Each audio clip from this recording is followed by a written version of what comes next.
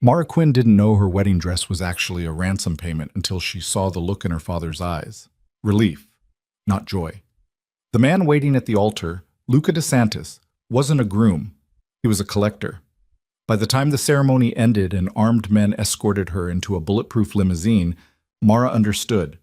She'd just been sold to the most dangerous crime boss in the city, and the honeymoon suite waiting for her was nothing more than a beautiful prison. If you want to see how Mara survives her first night as a mobster's unwilling bride, stay until the end, hit that like button, and comment what city you're watching from. I want to see how far this story reaches. The church smelled like lilies and lies. Mara Quinn stood at the back of the sanctuary in a wedding dress she'd never wanted, staring down an aisle lined with strangers. Not one familiar face smiled back at her, not one friend from college, not one cousin from her mother's side.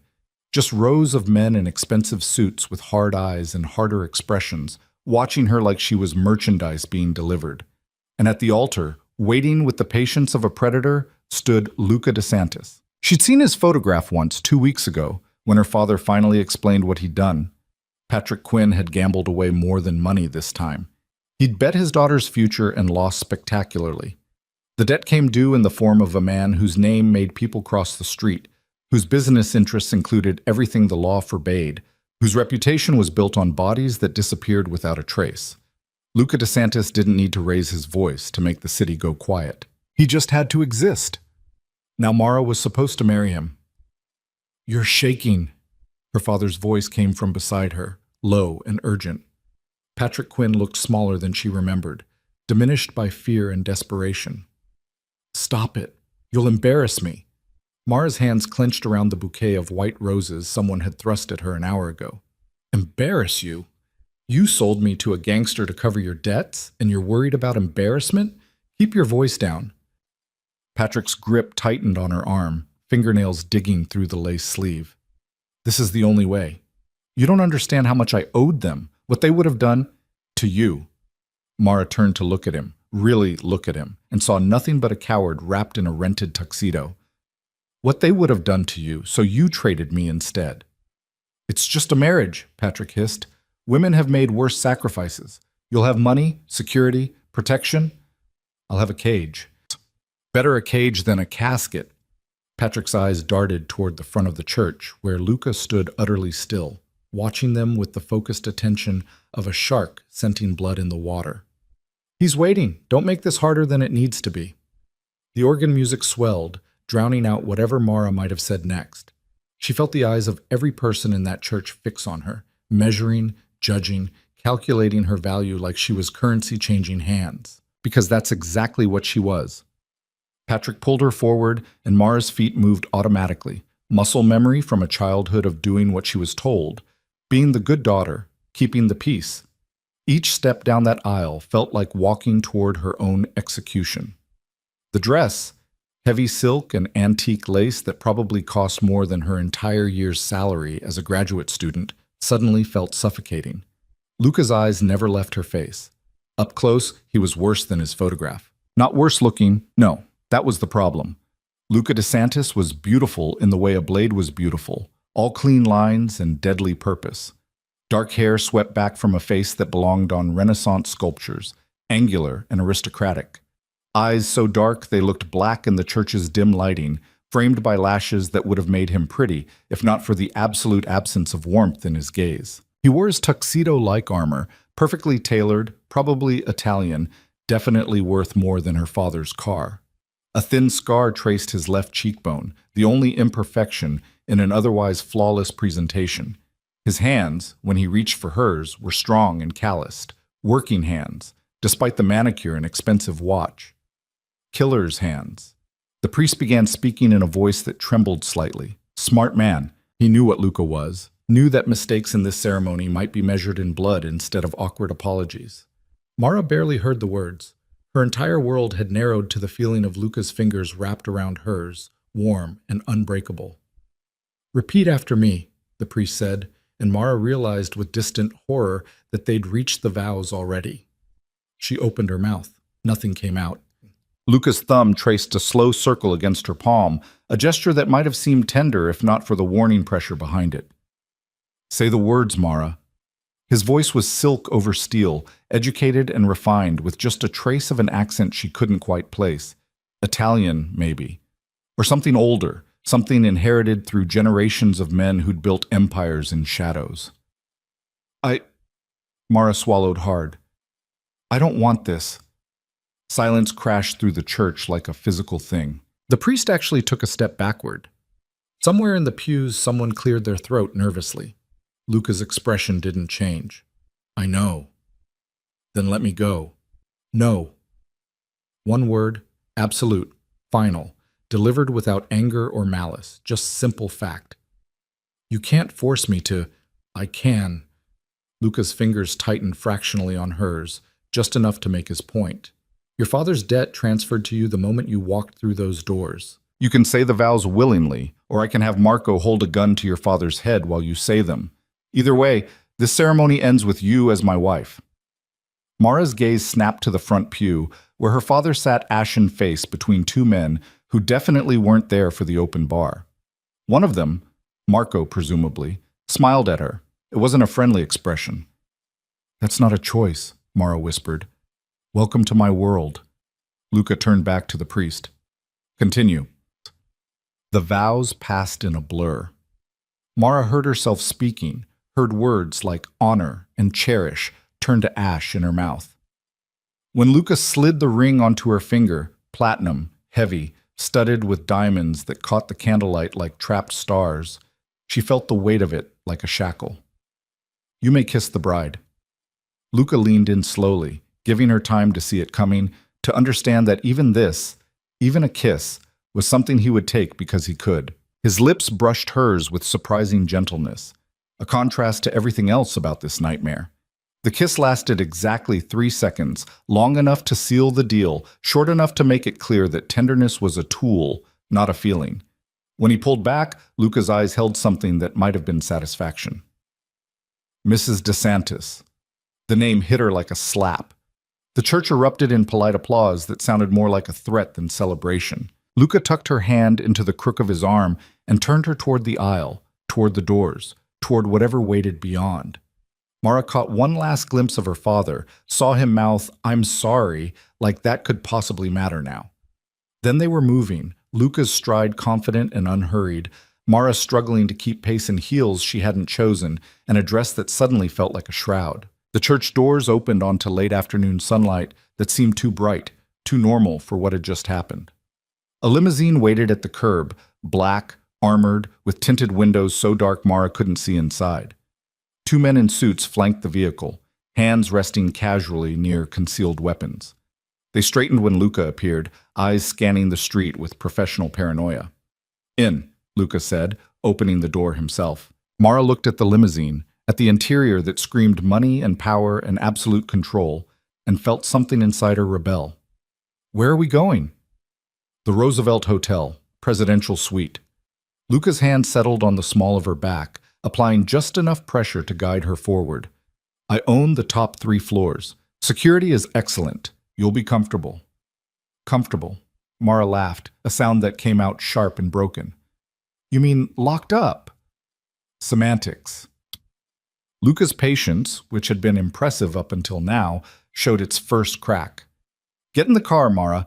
We can discuss your concerns in private. My concerns? She spun to face him, wedding dress twisting around her legs. You just forced me to marry you to pay off my father's debt, and you want to discuss my concerns? The street went silent. Mara realized with creeping horror that people had stopped to watch, pedestrians frozen on the sidewalk, drivers slowing their cars, everyone suddenly fascinated by the scene unfolding outside the church. Luca noticed too. His jaw tightened fractionally, the only sign of irritation before his mask of control slammed back into place. He leaned in close, voice dropping to a murmur only she could hear. You're making a scene. That reflects poorly on both of us. Get in the car willingly, or I will put you in. Choose. You keep giving me choices that aren't really choices. Then you're starting to understand how this works. Luca straightened, held out his hand. Come, wife. Our guests are waiting.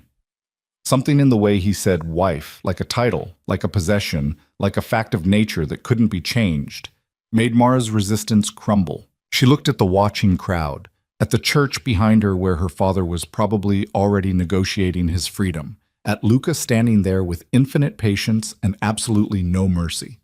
She took his hand and let him guide her into the limousine. The interior was exactly as excessive as she'd expected. Leather seats, minibar, privacy partition raised between them and the driver. The door closed with a solid, expensive thunk that sounded like a vault ceiling. Locks engaged automatically. Luca settled into the seat across from her, legs crossed, utterly relaxed now that he'd gotten his way. Better. Mara pressed herself against the opposite door, as far from him as the space allowed. How long? How long what? How long do I have to stay married to you? Until the debt is paid? Until my father earns enough to buy me back? She hated the desperate hope in her voice, but couldn't quite suppress it. There has to be an end date. Luca reached for the minibar, pulled out a bottle of wine that probably cost more than Mara's monthly rent. He poured 2 glasses with steady hands. There's no end date. That's not fair. Fair? Luca handed her a glass, which she didn't take. He shrugged and set it on the seat beside her. Your father owed me $2 million. He couldn't pay. He offered you as alternative compensation. I accepted. The debt is cleared, but the agreement is permanent. You can't just keep a person. I can. I did. You signed papers this morning before the ceremony. Prenuptial agreements, power of attorney, beneficiary designations, all legal, all binding. Luca sipped his wine, watching her over the rim. You're mine now, Mara. That doesn't expire. The limousine started moving, pulling away from the church with smooth acceleration. Mara watched the building recede through the tinted window, watched her old life disappear block by block. Why me? The question came out smaller than she'd intended. My father must have had other things to offer. Property, connections, something besides his daughter. He did. I took those too. Luca set his glass aside, leaned forward with his elbows on his knees. But you're what interested me. Why? You're beautiful, educated. You come from a respectable family despite your father's failures.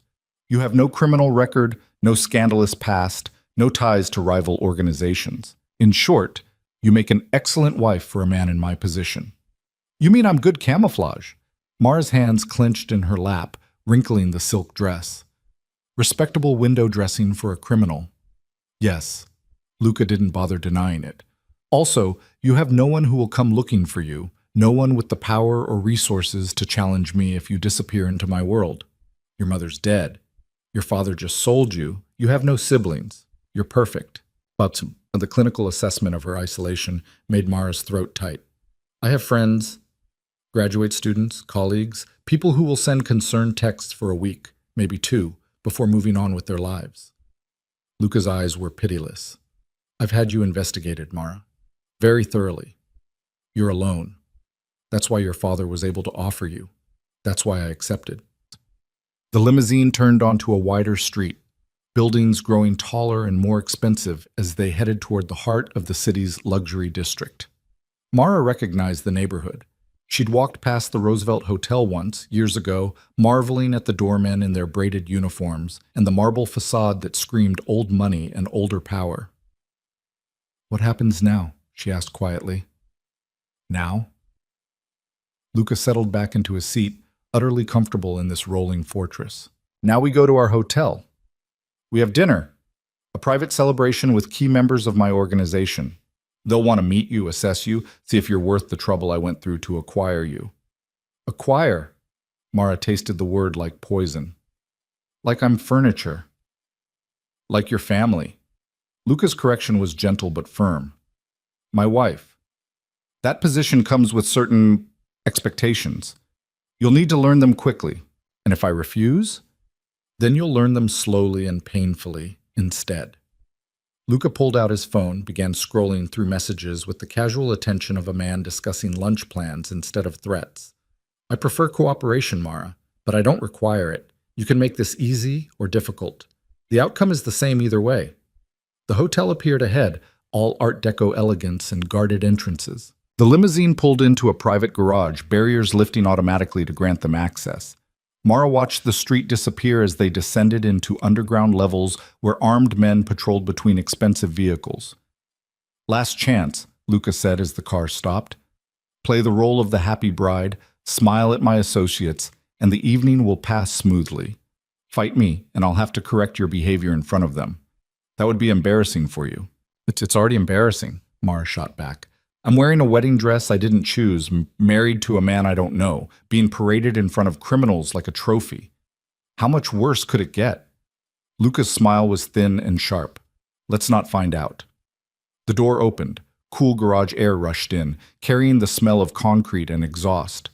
Luca stepped out first, then turned to offer his hand like a gentleman, like this was a normal evening with a normal couple. Mara looked at that extended hand and understood that this was a test. Everything from now on would be a test. She took his hand and let him pull her from the limousine. The garage was full of people, men in suits, women in evening wear, all of them stopping their conversations to watch as Luca and Mara appeared. The attention was immediate and total, dozens of eyes tracking their movement like wolves watching prey. Everyone, Luca announced, his voice carrying effortlessly through the space. Meet my wife. A ripple of polite applause, cold and assessing. Mara felt herself being evaluated, catalogued, judged against some standard she didn't understand. The women's gazes were particularly sharp, taking in every detail of her dress, her posture, the way she stood just slightly too far from Luca. Beautiful choice, one of the men said, stepping forward with the confident ease of someone high in Luca's hierarchy. He was older, silver-haired, with a face that had seen violence and thrived on it. I'm Marco Rinaldi. We spoke at your father's negotiation. The man who'd smiled at her in the church. Mara forced herself to meet his eyes. I remember. Charming. Marco's gaze flicked to Luca. Congratulations, boss. She's got spirit. She does. Luca's hand settled possessively on Mara's waist, pulling her closer against his side, which is exactly why she needs to learn where that spirit is useful and where it's dangerous. She'll learn. I'm sure she will. Marco's smile widened. We've prepared the penthouse as you requested. Security is doubled, kitchens are ready, and the guests are arriving upstairs. Excellent. Luca guided Mara toward the private elevator, his entourage falling into formation around them like a military escort. Let's not keep them waiting. The elevator was all mirrors and brass, reflecting Mara's image back at her from every angle. She looked like a bride from a magazine. Perfect dress, perfect hair, perfect makeup. Courtesy of the stylist who'd been waiting at her apartment that morning with instructions from Luca. She looked nothing like herself. The elevator climbed with silent efficiency, numbers ticking past. 5, 10, 15, 20. The Roosevelt Hotel had 25 floors. They didn't stop until they reached the penthouse level, where the doors opened onto a private foyer that screamed wealth and exclusivity. More people waited here, glasses of champagne in hand, conversations pausing as Luca and Mara stepped out. The penthouse itself was visible through massive glass doors, a sprawling space of modern luxury with floor-to-ceiling windows overlooking the city, furniture that looked sculptural and uncomfortable, art on the walls that was probably worth more than most people made in a lifetime. And everywhere, scattered throughout the space like landmines in a garden, were members of Luca's organization. Smile, Luca murmured in her ear. You're the guest of honor. Mara forced her lips to curve upward, a smile that felt like it might crack her face. Luca led her into the penthouse, into the heart of his world, and she felt the walls of her cage lock into place with every step. A woman approached, tall, elegant, wearing a dress that probably cost more than Mara's entire education. Luca, darling, she's lovely. Her gaze raked over Mara with the precision of a jeweler examining a stone. Such a sweet face. I'm Valentina Rossi. I handle the family's legitimate business interests. Nice to meet you, Mara managed. Is it? Valentina's smile was all teeth. We'll see. Come, let me introduce you to the wives. They're dying to meet you. Before Mara could protest, she was pulled away from Luca's side and guided toward a cluster of women who watched her approach with expressions ranging from curiosity to barely concealed hostility. The wives apparently were a force unto themselves. Ladies, Valentina announced, this is Mara Quinn DeSantis, Luca's new acquisition. Acquisition. Not wife, not partner, acquisition. The women closed in, all air kisses and appraising looks, questions delivered like tiny knives wrapped in pleasantries. Where did she go to school? What did she study? Had she always known she'd marry into the family? What did her father do for a living? That last question came from a redhead in emerald silk, and Mara saw the trap too late. Admitting her father was a gambling addict who'd sold her to cover his debts would mark her as weak, as someone without value beyond her use as a pawn. He's in consulting, Mara lied, keeping her voice steady. How vague. The redhead, someone had introduced her as Gianna, wife to one of Luca's captains, smiled like a cat with cream. What kind of consulting? The kind that's none of your business. The words were out before Mara could stop them, sharp and defensive, exactly the wrong tone for this crowd. The wives went silent, shock and amusement warring on their faces. Valentina laughed, a sound like breaking crystal. Oh, she's got claws. I like her. Luca usually prefers them more docile, Gianna said, eyebrows raised. This should be entertaining. From across the room, Mara felt Luca's gaze find her, felt his attention focus with laser precision despite the conversation he was having with Marco and two other men. He'd heard the exchange. He was watching to see what she'd do next. I'm not here to entertain you, Mara said, meeting Gianna's eyes directly. I'm here because I married Luca. That's all you need to know. Defensive. Gianna's smile turned cruel. That's what happens when you marry above your station. You feel like you have to prove yourself worthy. And what's your station? Mara shot back. Trophy wife to a man who needs his boss's permission to breathe? The temperature in the conversation dropped by 20 degrees. Gianna's face went hard, her hand tightening around her champagne flute. Valentina stepped smoothly between them. Ladies, let's remember we're all family here. Mara is new. She's still learning how things work. Give her time to adjust before you tear her apart. Of course. Gianna's smile was poison wrapped in civility. All the time she needs. We're very patient. The implicit threat hung in the air like smoke. Mara realized with sinking certainty that she'd just made an enemy among the wives, and in Luca's world, that probably meant something far more dangerous than petty social drama. Across the room, Luca excused himself from his conversation and crossed the space with purposeful strides. The crowd parted for him automatically, respect and fear creating a wake. He reached Mara's side and slid his arm around her waist, a gesture that looked affectionate but felt like a claim of ownership. How are you getting along with the ladies? He asked, voice pleasant but eyes sharp. Wonderfully, Valentina answered for her. Your wife has spirit, Luca. She'll fit right in once she understands the hierarchy. I'm sure she will. Luca's fingers pressed into Mara's side, a subtle reminder of control. Mara is very adaptable. Aren't you, darling? The endearment sounded like a warning. Very, Mara agreed through clenched teeth. Excellent. Luca guided her away from the wives toward the windows where they could speak with the illusion of privacy. You're making enemies. That's not strategic. They started it. I don't care who started it. Luca's voice stayed low and controlled, but there was steel beneath the silk. In this world, Mara, perception is everything. You're my wife. That makes you an extension of me. When you snap at Gianna Marchetti in front of witnesses, you make me look weak, like I can't control my own household. I'm not your employee. You're worse. You're my wife. That means your behavior reflects on me directly. Luca turned her to face him, hands on her shoulders, expression serious. I know this is overwhelming. I know you didn't choose this, but you're here now, and you need to learn the rules if you want to survive. Survive? Mara laughed bitterly. You keep talking like I'm in danger. You are. Constantly. You're married to one of the most powerful men in the city. That makes you a target for everyone who wants to hurt me, control me, or replace me. Every person in this room is calculating your value right now, as leverage, as weakness, as opportunity. Luca's grip tightened. The only thing keeping you safe is me. So when I tell you to smile and play nice with the wives, it's not a suggestion. It's survival.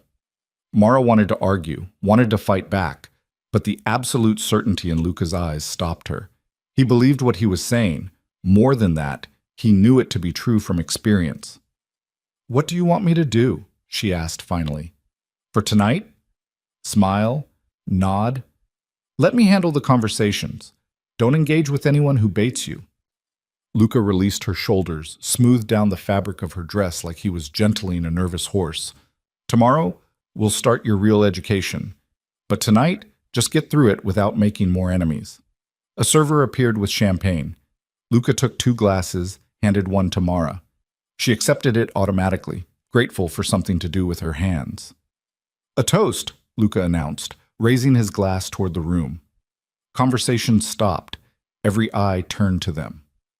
To new beginnings, to family, to the future of our organization.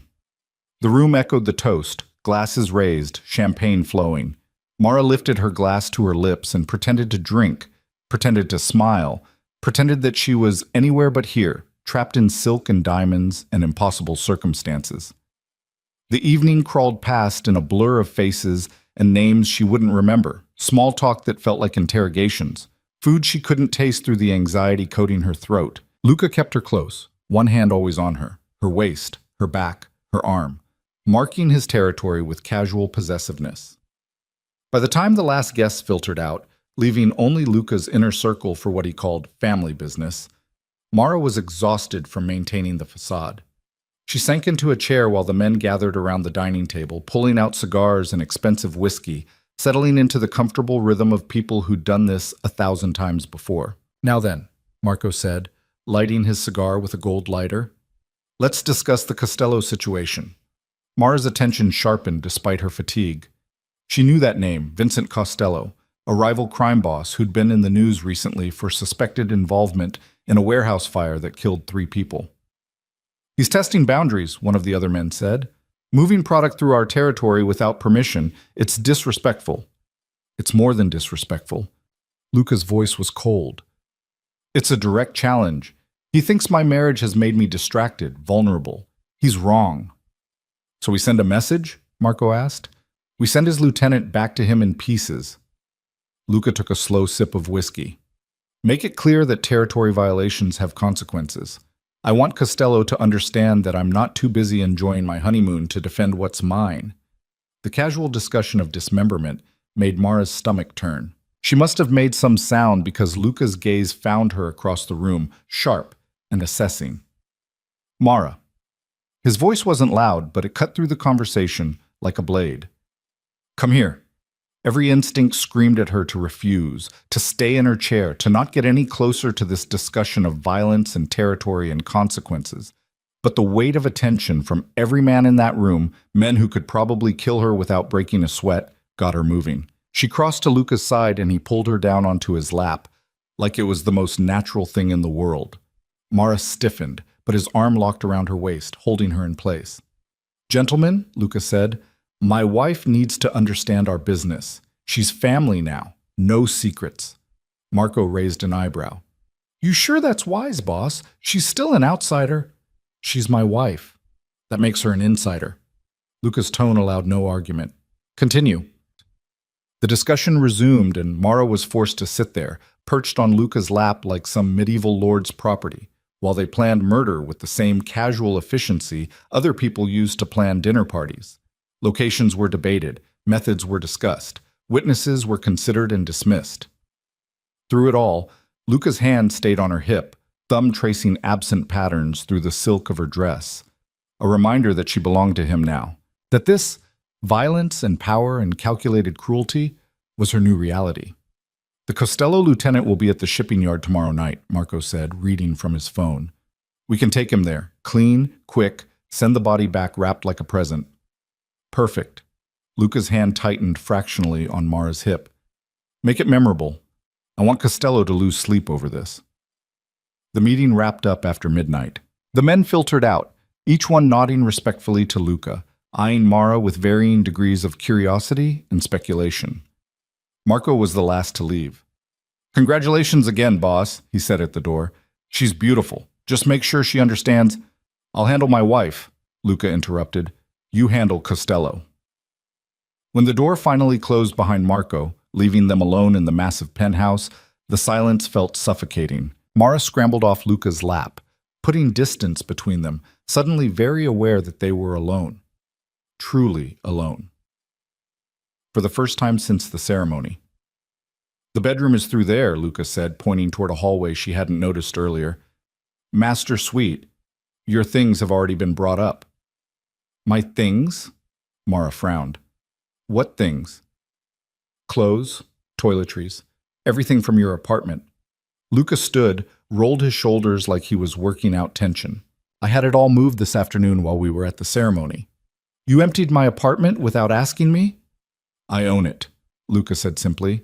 I bought the building last week. Seemed easier than dealing with your lease.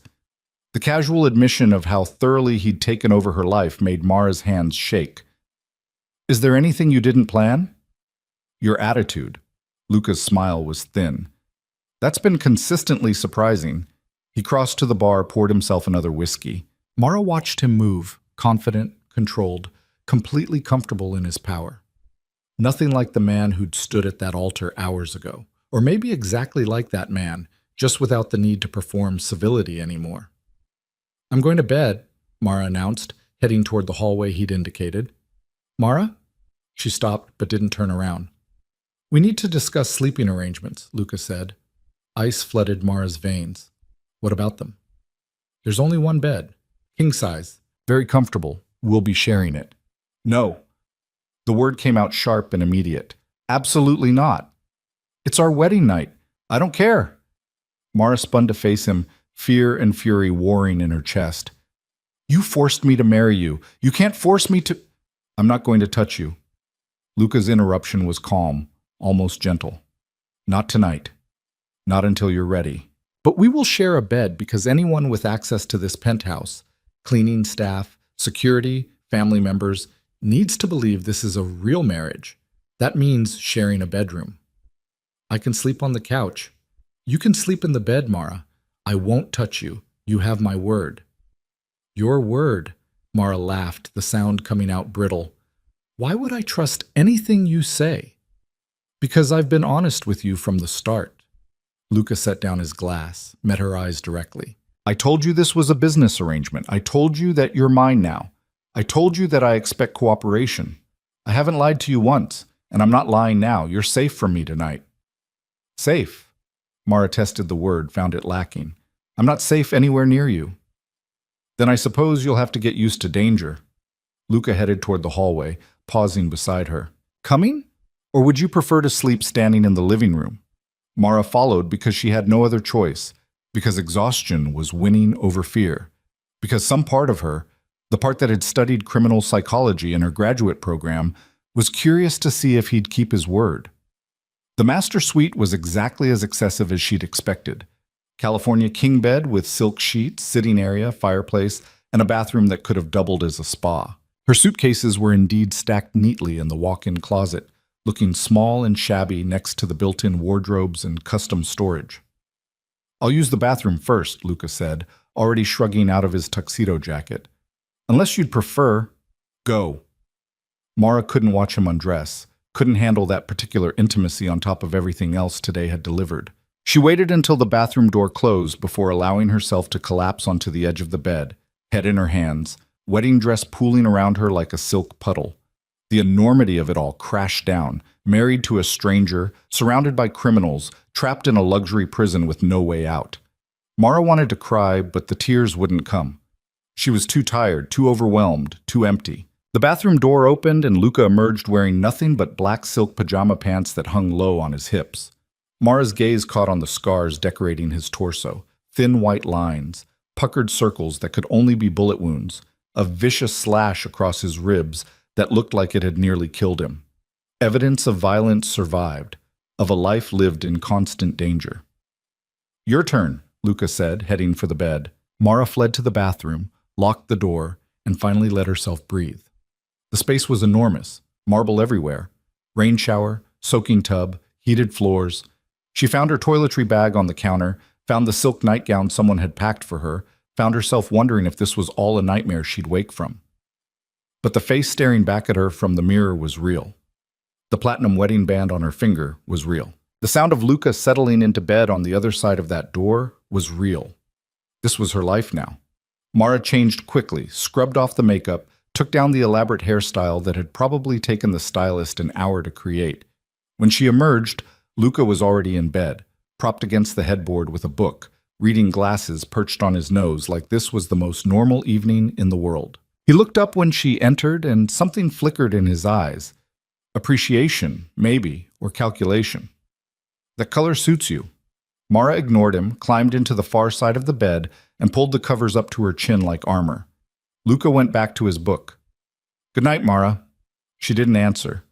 The room fell into silence, broken only by the whisper of turning pages. Mara lay there, rigid and tense, hyper-aware of the warm body less than 3 feet away, waiting for him to break his promise, to reach for her, to prove that his word meant nothing. But Luca just kept reading. Eventually, exhaustion won. Mara's eyes grew heavy despite her determination to stay alert. Her muscles slowly unclenched. The adrenaline that had kept her upright through the ceremony and reception finally faded. The last thing she remembered before sleep claimed her was the soft click of Luca's lamp turning off, and his voice in the darkness, quiet and absolute. "Welcome to the family, Mrs. DeSantis." Mara woke to sunlight streaming through floor-to-ceiling windows and the disorienting realization that she had no idea where she was. For 3 blissful seconds, her mind was blank, and then memory crashed back with the weight of a collapsing building, the wedding, the penthouse, Luca.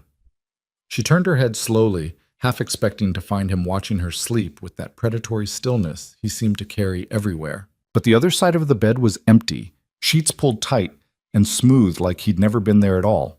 The indentation in the pillow was the only evidence he'd kept his word and slept beside her without touching. Small mercies. Mara sat up, pushing hair out of her face, and tried to orient herself in the massive bedroom. Morning light turned everything golden.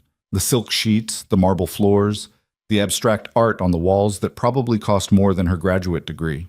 Through the windows, the city sprawled below like a kingdom laid out for inspection, buildings catching the early sun, traffic already starting to thicken on the streets far below. She was on the 25th floor of the Roosevelt Hotel, married to a crime boss, and she had absolutely no idea what happened next. The bedroom door opened without warning. Mara grabbed the sheets instinctively, pulling them higher even though the silk nightgown covered more than most of her summer clothes. Luca stood in the doorway wearing a charcoal suit that fit him like it had been painted on, hair still damp from a shower, looking every inch the businessman instead of the criminal she knew him to be.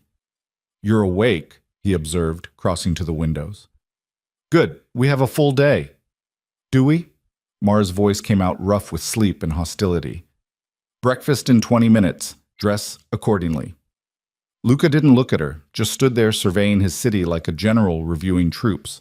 Something nice, but not formal. "We're meeting with family." "I thought we did that last night." That was the outer circle. Today is the inner circle.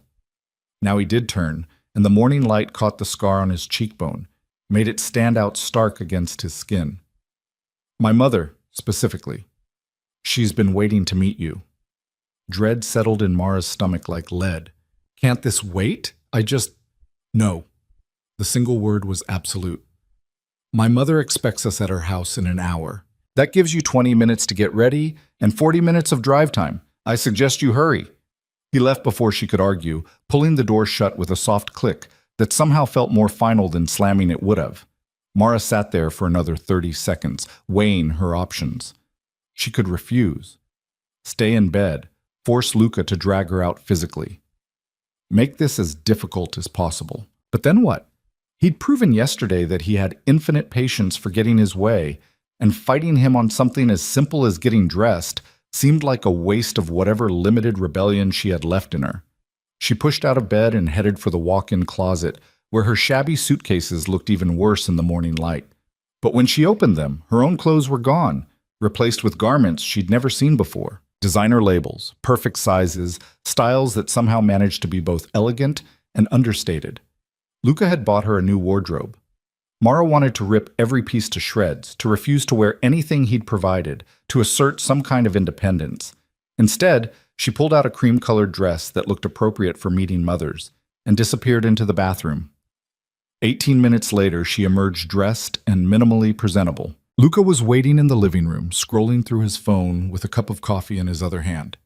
He looked up when she entered, gaze tracking over her appearance with the clinical assessment of someone checking a product for defects. "Better," he said. "There's coffee and pastries in the kitchen. Eat something. We're not stopping." The kitchen was commercial-grade stainless steel and marble, stocked like a restaurant. Fresh pastries sat on a platter. Croissants, pain au chocolat, something that might have been brioche. Mara's stomach growled despite everything, betraying her with its basic needs. She grabbed a croissant and the coffee Luca had apparently poured for her, drinking it black because she had no idea where he kept the cream and refused to ask. "My mother," Luca said, leaning against the counter, with that casual elegance that seemed effortless, "is traditional. She expects respect, formality, and absolute honesty. Don't try to charm her. Don't lie to her. She'll see through it immediately and hate you for the attempt." "Good to know I should just be myself," Mara said, around a bite of croissant.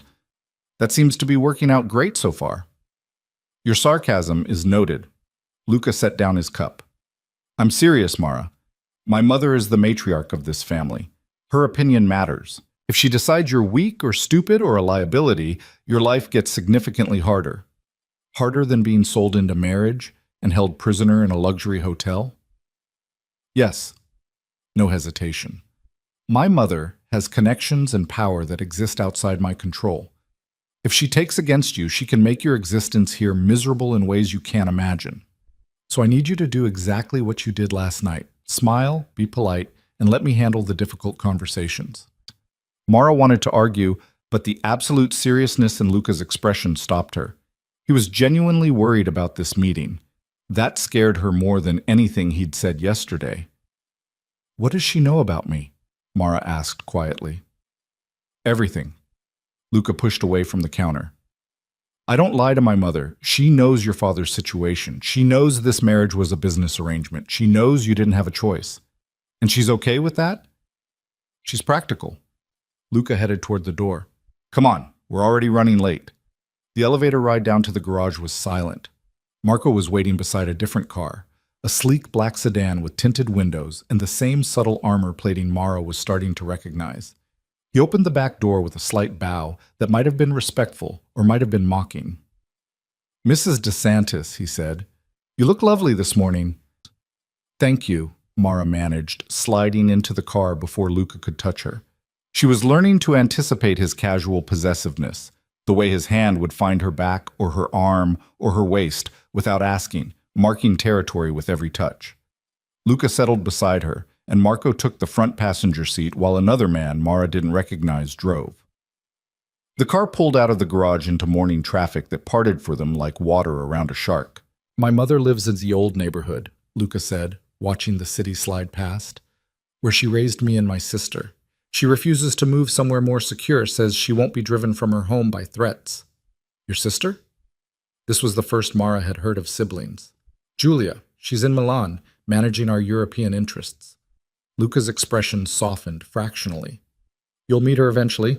She's less understanding than my mother about business marriages." The drive took them through neighborhoods that grew progressively older and more residential, away from the gleaming downtown towers into areas where buildings had history and character.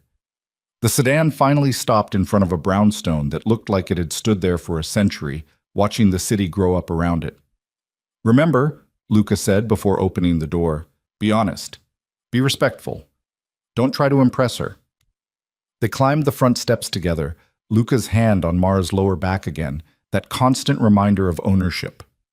But before he could knock, the door flew open to reveal a tiny woman with steel gray hair pulled into an immaculate bun and eyes that could have cut glass. "Luca." Her voice was pure Italian accent and maternal disapproval. "You're late." "5 minutes, Mama." Luca leaned down to kiss both her cheeks with obvious affection. "Traffic. Traffic." The woman's gaze shifted to Mara, and suddenly Mara understood what Luca had meant about his mother seeing through lies. Those dark eyes, so much like Luca's, cataloged everything in one sweeping glance. "So this is the girl." "This is Mara," Luca said. "My wife." "Mara, this is my mother, Sophia DeSantis." "Mrs. DeSantis," Mara said, offering her hand because she didn't know what else to do. Sophia ignored the hand, stepping closer to examine Mara like a painting in a gallery. She was barely 5 feet tall, but her presence filled the doorway with the kind of authority that had nothing to do with physical size. Pretty, Sophia said finally. Pale. You look like you never see the sun. Come inside. I won't have this conversation on my doorstep where the neighbors can hear. The interior of the brownstone was exactly what Mara expected. Old furniture kept pristine, religious icons on the walls, despite Luca's instruction to avoid mentioning faith, photographs covering every surface. Family history frozen in silver frames, documenting decades of DeSantis life. Sophia led them through to a dining room where the table was already set for 3, complete with fresh flowers and what looked like a feast prepared for a dozen people. Bread, meats, cheeses, olives, pastries, enough food to feed a small army. Sit, Sophia commanded, and Mara sat. Luca settled beside her while Sophia took the head of the table, queenly despite her small stature. She began serving food without asking what anyone wanted, heaping plates with the efficiency of someone who'd been feeding people for decades. So, Sophia said once they all had food in front of them, tell me about yourself, Mara Quinn. What kind of girl marries my son? The question was a trap. Mara could feel it. The kind who didn't have a choice. Sophia's eyebrows rose. She glanced at Luca, who nodded slightly. He told you I know the circumstances? He did. Good. I hate liars. Sophia cut into cheese with swift, precise movements. Your father is a weak man, a gambler, a coward. These are facts, yes? Mara's throat tightened, but she forced out the truth. Yes. And you? Are you weak like him? I don't know, Mara admitted. I've never been tested like this before. Sophia actually smiled at that, a quick flash of approval. Honest. That's good. Luca needs someone honest. Too many people lie to him because they're afraid. I'm afraid of him too, Mara said quietly. I just don't see the point in pretending otherwise. Interesting. Sophia turned her attention to Luca. Sophia, you like this one? She has potential, Luca said, like Mara wasn't sitting right there. She's smart, educated, adapts quickly. But does she have steel? Sophia's gaze pinned Mara again. This life, it requires strength, not muscle, here. She tapped her temple. Mind, will, the ability to do what's necessary even when it breaks your heart. I don't want this life, Mara said. Nobody asked what you want. Sophia's voice was gentle but implacable. You're in it now. The question is whether you'll survive it or let it destroy you. The casual assessment of destruction made Mara's hands clench in her lap. And if I choose to fight, to leave, then you'll die. Sophia said it like she was commenting on the weather. Either Luca's enemies will kill you to hurt him, or you'll end up in the crossfire of business you don't understand, or you'll run somewhere you think is safe and discover that nowhere is safe from this family. So my options are submit or die. Your options, Sophia corrected, are learn to thrive in this world or let it eat you alive. Those are very different things from submission. Mara looked at Luca, who was eating his mother's cooking with apparent unconcern, like this conversation about her survival wasn't happening 2 feet away. Did you bring me here to have your mother threaten me? I brought you here, Luca said calmly, so she could assess whether you're worth the trouble I went through to acquire you. Mama doesn't threaten. She educates. He's right, Sophia said. I'm telling you the truth because Luca clearly hasn't been direct enough. This marriage, it's permanent. You understand? In our family, there is no divorce. There is no annulment. There is only death. The words landed like stones in water, creating ripples of horror that spread through Mara's chest. That's medieval. That's tradition. Sophia reached across the table, grabbed Mara's left hand before she could pull away, examined the platinum wedding band with a critical eye. Good. He gave you his grandmother's ring. That means he takes this seriously.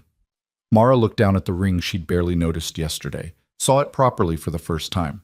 Not just diamonds, but tiny rubies hidden between the stones, blood red against the platinum. A family heirloom, another chain binding her to this life.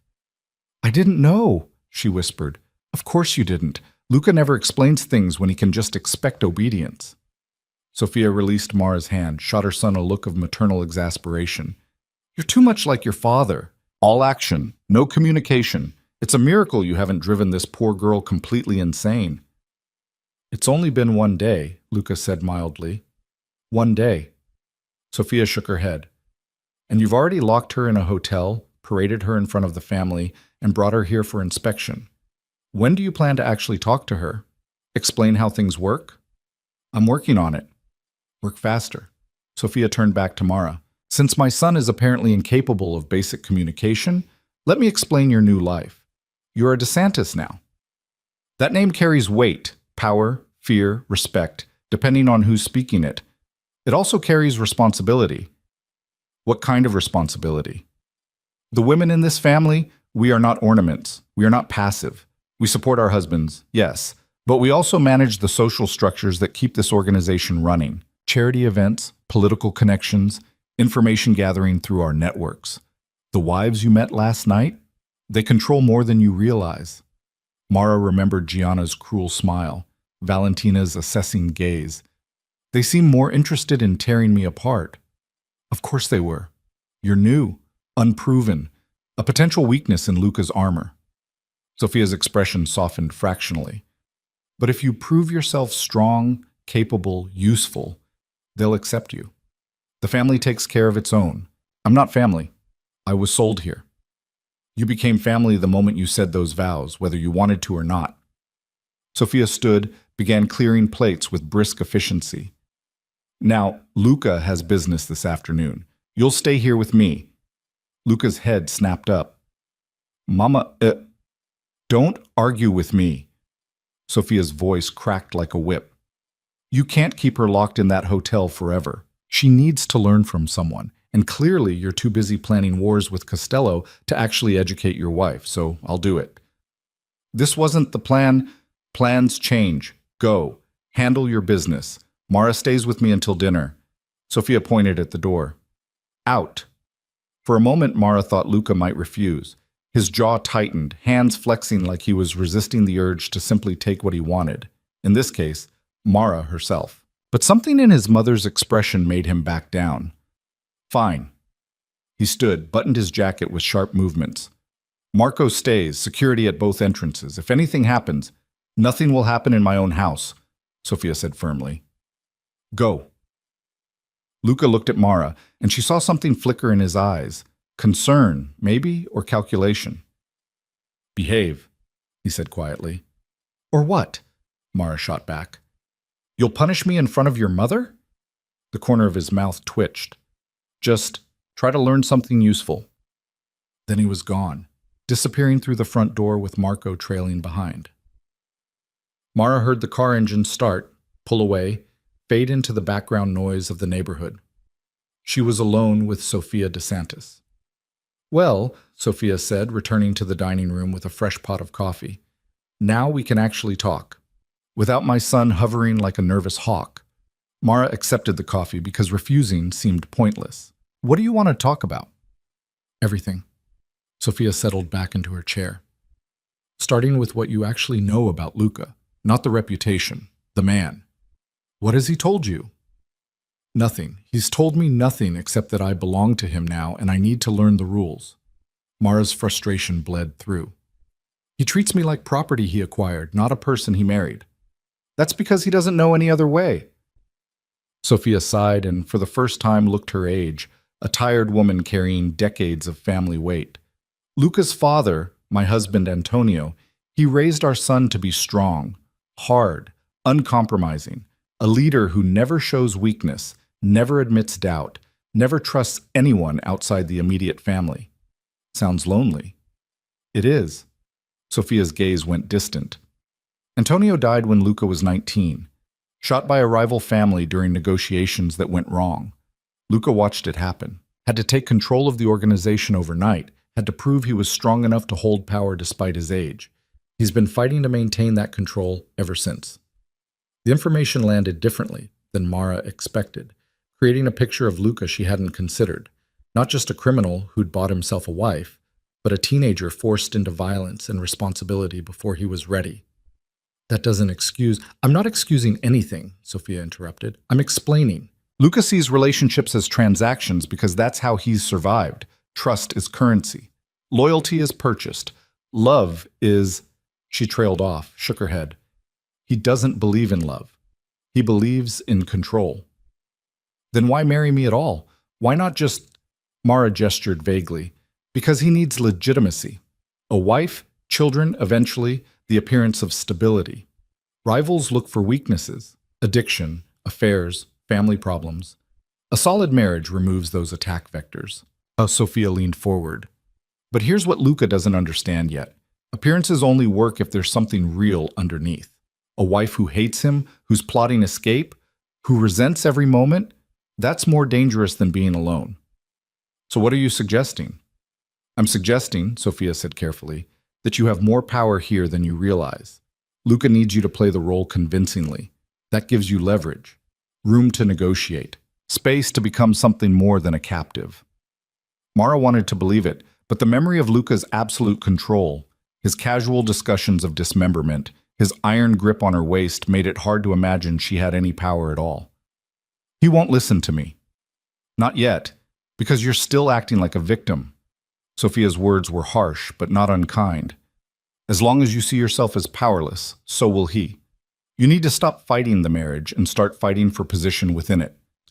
I don't understand the difference. Fighting the marriage means trying to escape, refusing to cooperate, making yourself a problem he has to solve.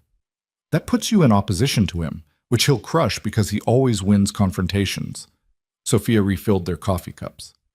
Fighting for position means accepting the reality of your situation and working within it to gain influence, respect, information. Becoming valuable enough that he has to consider your opinions. You're asking me to stop resisting. I'm asking you to resist smarter. Sophia's smile was sharp. The women in this family, we've survived generations of powerful men by learning to wield influence instead of force. We know things. We connect people. We smooth over problems before they become wars. That's real power, Mara, the kind Luca understands and respects. The front door opened without warning. Both women turned as Marco stepped inside, phone pressed to his ear, expression tight with tension. Mrs. DeSantis, he said to Sophia, we need to move. Now. Sophia was on her feet instantly. What happened? Costello just hit one of our warehouses. 3 dead, building torched. The boss is inbound, says to secure his wife immediately and get her back to the hotel. Mara's blood went cold. 3 dead. People killed in the war Luca had discussed so casually last night, the retaliation he'd ordered while she sat on his lap like a trophy. Go, Sophia said, grabbing Mara's arm. Marco will take you. Stay close to him. Do exactly what he says. What about you? I'm fine. This neighborhood is neutral territory, and I have my own security. You're the target now. The new wife, the easiest way to hurt Luca. Move. Marco already had his gun out, checking the street through the window. Another man appeared from somewhere in the house. Security Mara hadn't even noticed, taking position by the back door. Clear front? Marco said. Car's ready. Mrs. DeSantis, we go on 3. Mara found herself hustled through Sophia's house, through the front door, into the waiting sedan in a blur of movement and adrenaline. Marco shoved her into the back seat, climbed in after her, gun still drawn and ready. Drive, he ordered, and the car lurched into motion. Mara pressed herself into the corner, heart hammering. What's happening? Who's after me? Costello's making a statement, hitting our assets, trying to draw the boss into making mistakes. Marco's eyes scanned the street constantly, tracking every car, every pedestrian, every potential threat. You're married to Luca now. That makes you the highest value target outside the man himself. They'd kill me just to hurt him? They'd do worse than kill you. Marco's voice was flat, which is why we're not stopping until you're back in the hotel, behind security that would take an army to breach. The drive back felt 10 times longer than the trip out. Every red light an eternity, every car that got too close a potential attack. Mara watched Marco's hand stay steady on his gun, watched the driver take random turns and double backs, the kind of evasive driving she'd only seen in movies. They pulled into the hotel's underground garage with a screech of tires. More armed men waited there, surrounding the car the moment it stopped, creating a human shield between Mara and the rest of the world. Move! Move! Marco ordered, and suddenly Mara was being rushed toward the private elevator, surrounded by men with guns, feeling more like a prisoner than ever.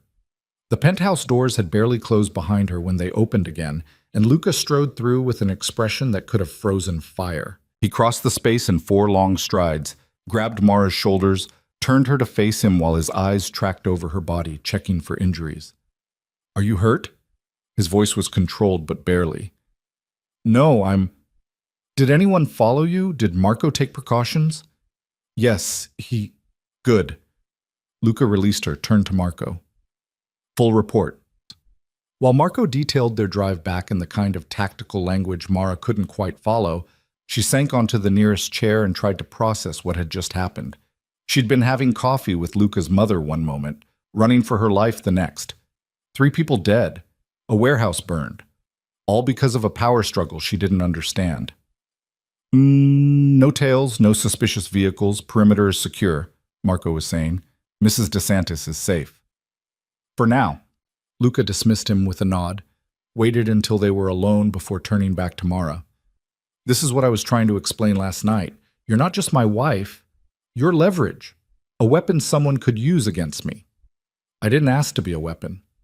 And yet, here we are." Luca poured himself a drink from the bar, downed it in one swallow. "Costello burned that warehouse to prove he could hurt me. Next, he'll try for you. The wife is always the easiest target." "Then let me go." The words tumbled out before Mara could stop them. "If I'm such a liability, divorce me. Send me away. Remove the target." Luca looked at her like she'd suggested he cut off his own arm. "That's not how this works." "Why not?" "You said this was a business arrangement. Business deals end." "Not this one." Luca crossed to where she sat, loomed over her with that particular stillness that made him more threatening than shouting ever could. "You're mine, Mara. That doesn't change because it's inconvenient or dangerous. It changes when you're dead, and I'm very good at keeping what's mine alive." The possessiveness in his voice should have terrified her. Instead, Mara felt something else stirring beneath the fear. Anger, finally, real anger, instead of just shock and helplessness. "I'm not a thing you can just keep," she said, rising to face him even though he had 6 inches of height on her. "I'm a person, with thoughts and feelings, and the right to—" "You have no rights here except the ones I give you." Luca's interruption was soft but absolute.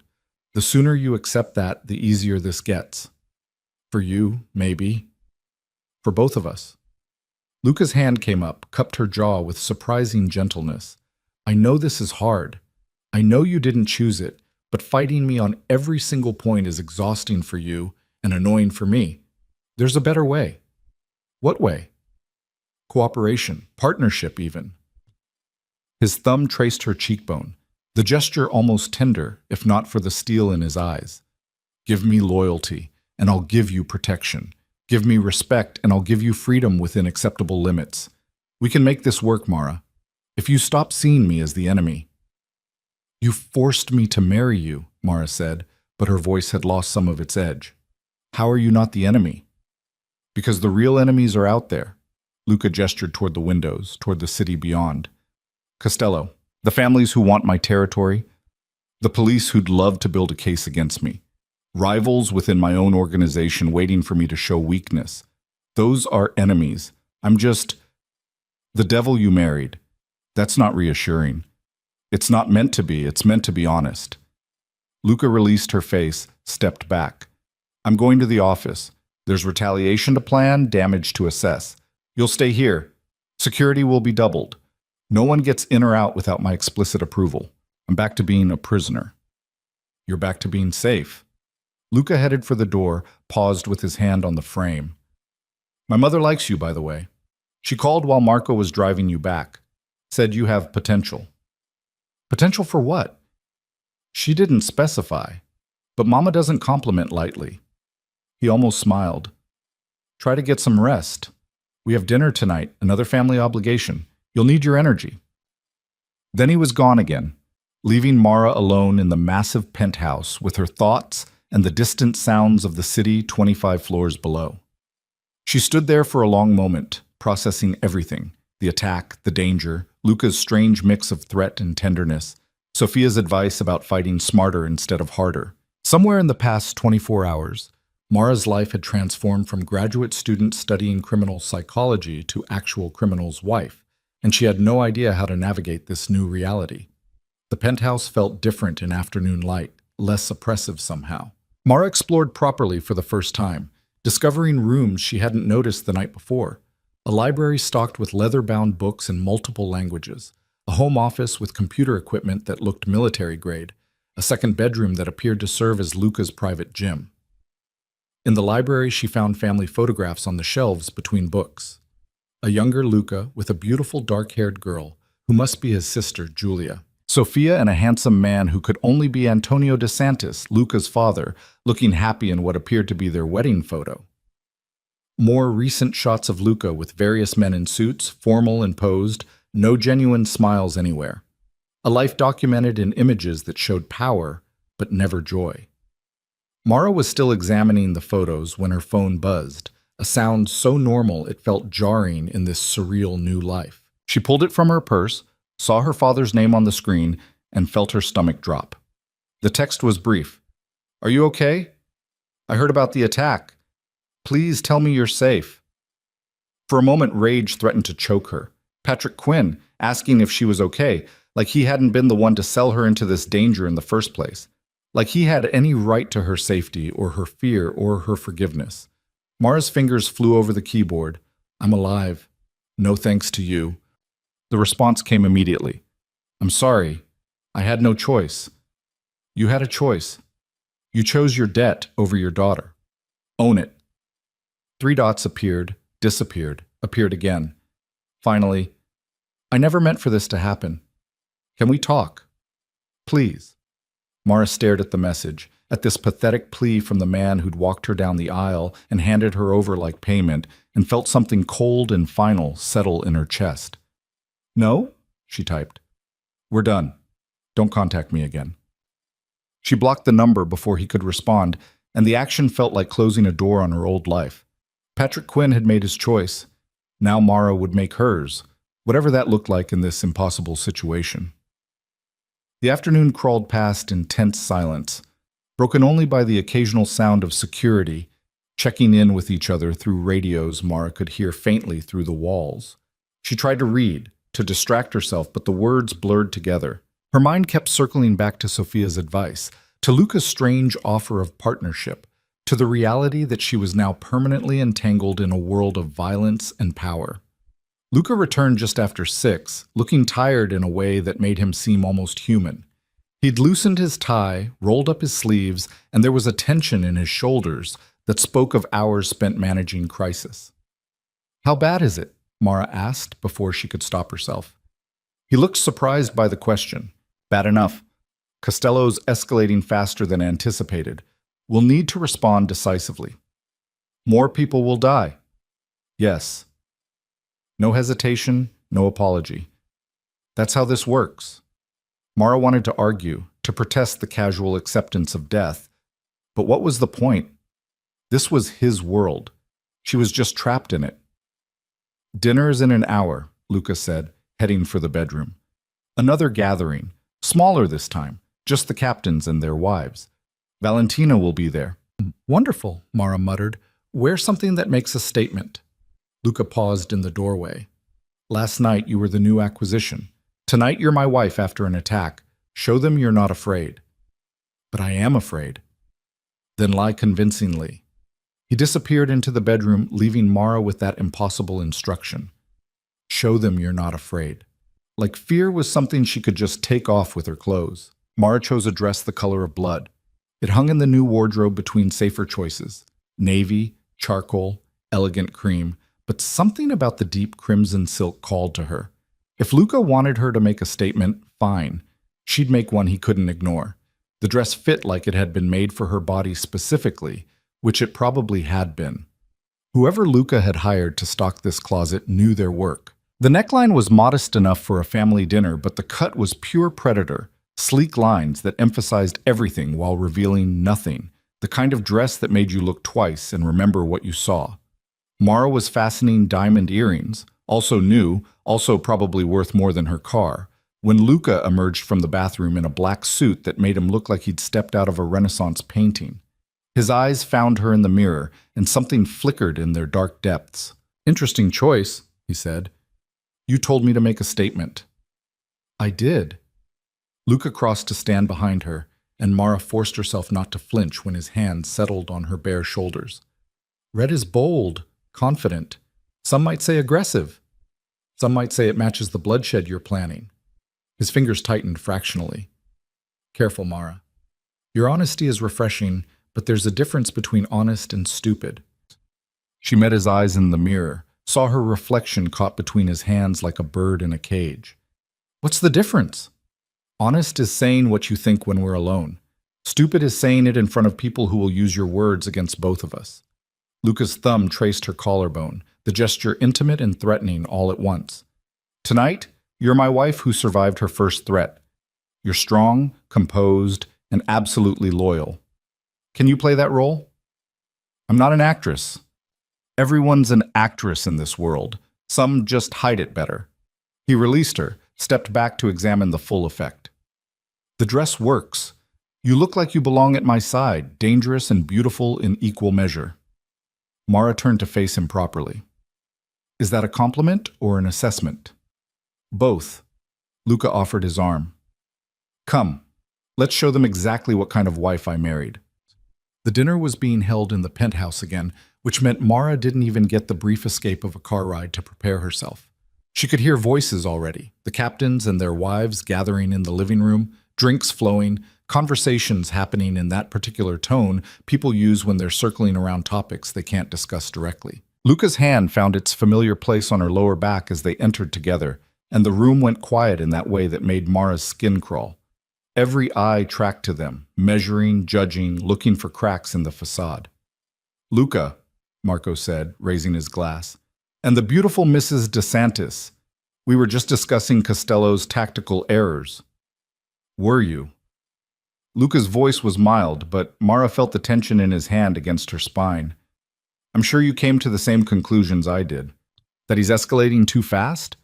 Burning through goodwill with moves that look desperate?" This from a man Mara hadn't met yet, late 40s, with the kind of face that had seen every sin imaginable and committed most of them. "Yeah, boss, we're on the same page." Valentina appeared at Mara's elbow with a champagne flute. "You look stunning, darling. Red is definitely your color." "Thank you." Mara accepted the glass because refusing would be noticed and discussed. "I'm still learning the dress code for these gatherings." "The dress code is simple. Look powerful, act confident, and never let them see you bleed." Valentina's smile was sharp as broken glass. "You're doing better than most new wives. Usually they're still crying by day 2. Maybe I'm saving my tears for when they'll be more strategic." Valentina actually laughed at that, genuine amusement lighting her face. "Oh, I like you. You've got spine. That's good. You'll need it." The wives clustered together near the windows, a constellation of designer dresses and calculated glances. Gianna stood at their center in emerald silk that probably cost more than most people's mortgages, holding court like a queen among courtiers.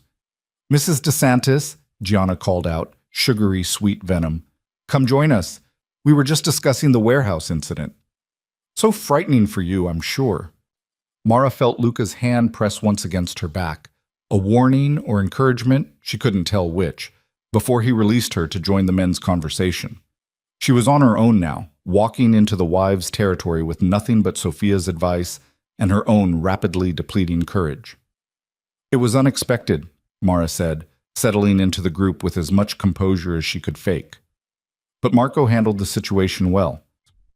"Marco's excellent at security," one of the other wives said, blonde, petite, married to the man with the scarred face.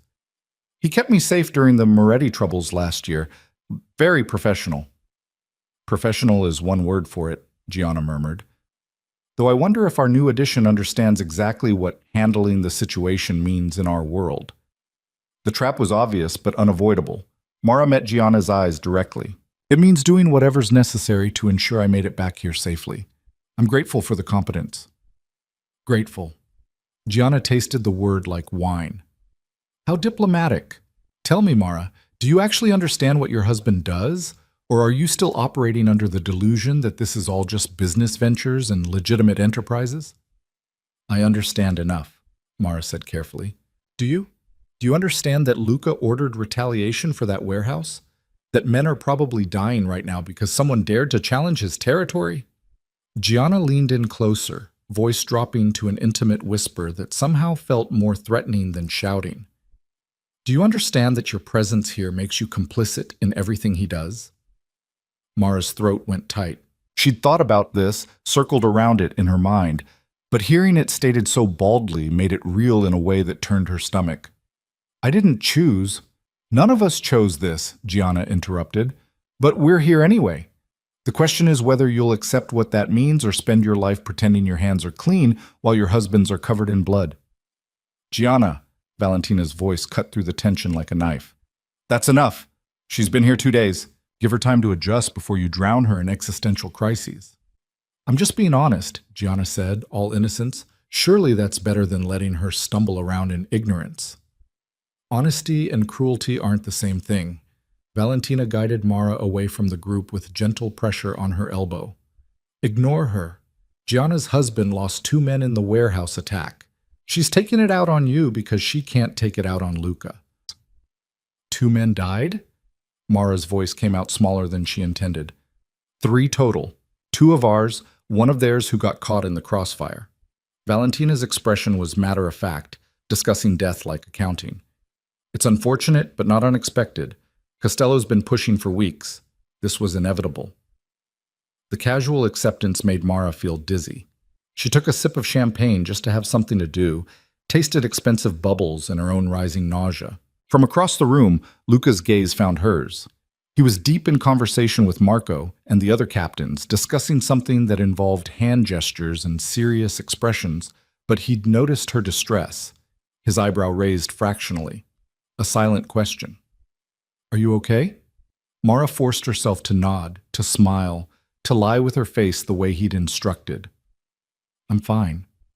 Everything's fine. Luca's attention returned to his conversation, apparently satisfied, and Mara wanted to scream at the casual dismissal.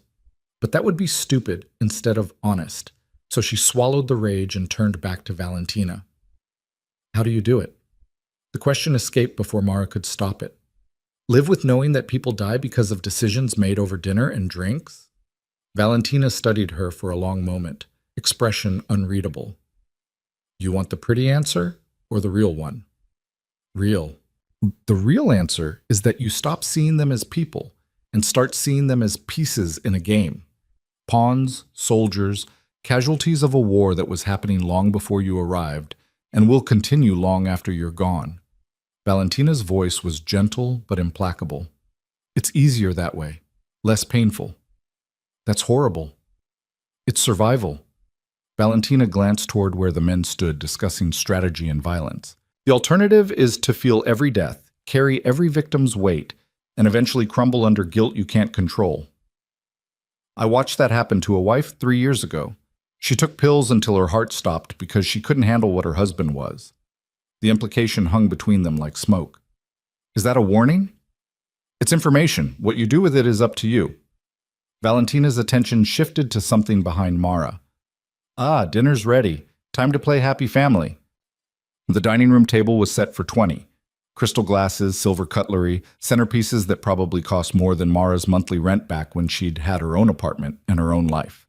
She found herself seated at Luca's right hand, position of honor and scrutiny, while conversations flowed around her in Italian and English, and sometimes languages she didn't recognize.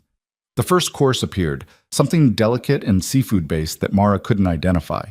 She pushed it around her plate while Luca discussed territory negotiations with the scarred man on his left, their conversation peppered with names and locations that meant nothing to her. You should eat, Luca murmured without looking at her. People notice when the hostess doesn't touch her food. They'll think you're weak or sick. Maybe I am sick, Mara said quietly. Maybe listening to you plan murders over appetizers is making me nauseous. Then excuse yourself to the bathroom and compose yourself there. His voice stayed low, controlled, but there was steel underneath. Because sitting there looking miserable reflects poorly on both of us. Mara wanted to throw her wine in his face. Instead, she took a bite of whatever it was, chewed mechanically, swallowed past the lump in her throat. Smiled when someone across the table made a joke she didn't understand. played her role like the actress Luca insisted everyone had to be. The main course came and went. Mara noticed Gianna watching her with predatory interest, waiting for her to crack, to make some mistake that could be weaponized later. She noticed Valentina occasionally steering conversations away from topics that might be too much too soon, running interference without making it obvious. She noticed the way Luca's hand would occasionally brush her arm or her back, those constant touches that claimed ownership while appearing affectionate. Somewhere between dessert and after-dinner drinks, Marco's phone buzzed. He glanced at the screen, and his expression went carefully blank in a way that made every instinct Mara had screamed danger. "Boss," he said quietly, "we need to talk. Now." Luca excused himself without explanation, following Marco toward the office. The conversation continued without them, but Mara felt the shift in energy. Everyone suddenly more alert, more tense, waiting for whatever news had pulled Luca away. "Probably Costello again," Gianna said, loud enough to carry. "That man's like a dog with a bone, doesn't know when to quit." "Dogs who don't quit end up put down," one of the captains replied, and several people laughed. Mara didn't laugh. She was watching the office door, watching the shadows visible through the frosted glass, watching Luca's body language shift from casual to combat-ready in the space of seconds. The door opened. Luca emerged with Marco close behind, and the expression on his face made the entire room fall silent. "Everyone out," Luca said. "Now. Dinner's over." No one argued. The captains and their wives gathered belongings, made hasty goodbyes, filed toward the elevator with the practiced efficiency of people who knew better than to question orders. Within 3 minutes, the penthouse was empty except for Luca, Marco, and Mara. "What happened?" Mara asked into the sudden silence. Luca crossed to the bar, poured 3 fingers of whiskey, downed it in one swallow. "Costello took someone. One of ours. Sent a photo to prove it." Marco pulled out his phone, showed Mara a picture she immediately wished she hadn't seen. A young man, early 20s maybe, bound and bloodied in what looked like a warehouse. The message beneath was brief. "Trade for trade. Your wife for my territory." Mara's blood turned to ice. "He wants me. He wants leverage." Luca's voice was controlled but vibrating with fury underneath. "He thinks I'll negotiate, give up ground to get you back. That I'm weak enough to value my new bride over my empire." "Are you?" The question came out before Mara could stop it. Luca's eyes snapped to her, dark and dangerous. "No." The single word landed like a death sentence. Mara felt something inside her crack. Not surprise exactly, but the final shattering of whatever illusion she'd been holding on to that any of this was about her as a person rather than her as property. "So what happens now?" she asked. "You let him keep that man and I stay here." "The man is dead already," Marco said flatly. "Costello's just using him as bait. Whether we trade or not, he dies." "Then we don't trade," Luca said. "We take, and we send a message that makes it very clear what happens to people who threaten what's mine." The possessiveness in his voice should have been comforting, proof that he'd protect her. Instead, it just felt like another chain. Mine.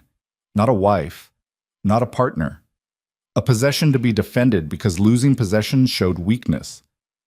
"I need air," Mara said, heading toward the balcony before either man could stop her. The night was cool. The city spread out below like a carpet of lights and distant sirens. Mara gripped the railing hard enough to hurt, trying to breathe through the panic clawing at her chest. Somewhere out there, a man was dying because Luca wouldn't trade territory for human life. Somewhere out there, Costello was planning his next move. And all of it, was happening because she existed.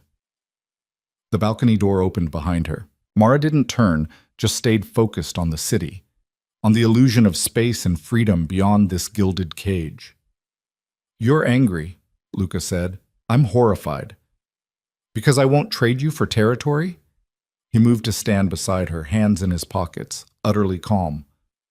"That man knew the risks when he took this job. His death is unfortunate, but not my responsibility."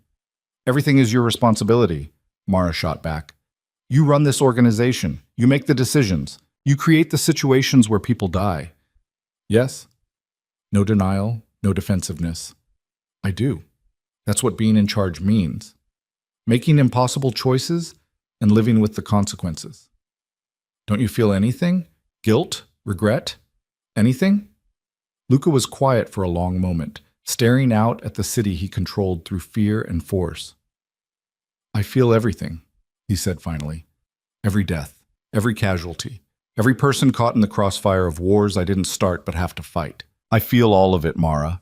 I just can't afford to let it stop me from doing what's necessary. The admission surprised her. Then how do you sleep at night? Poorly.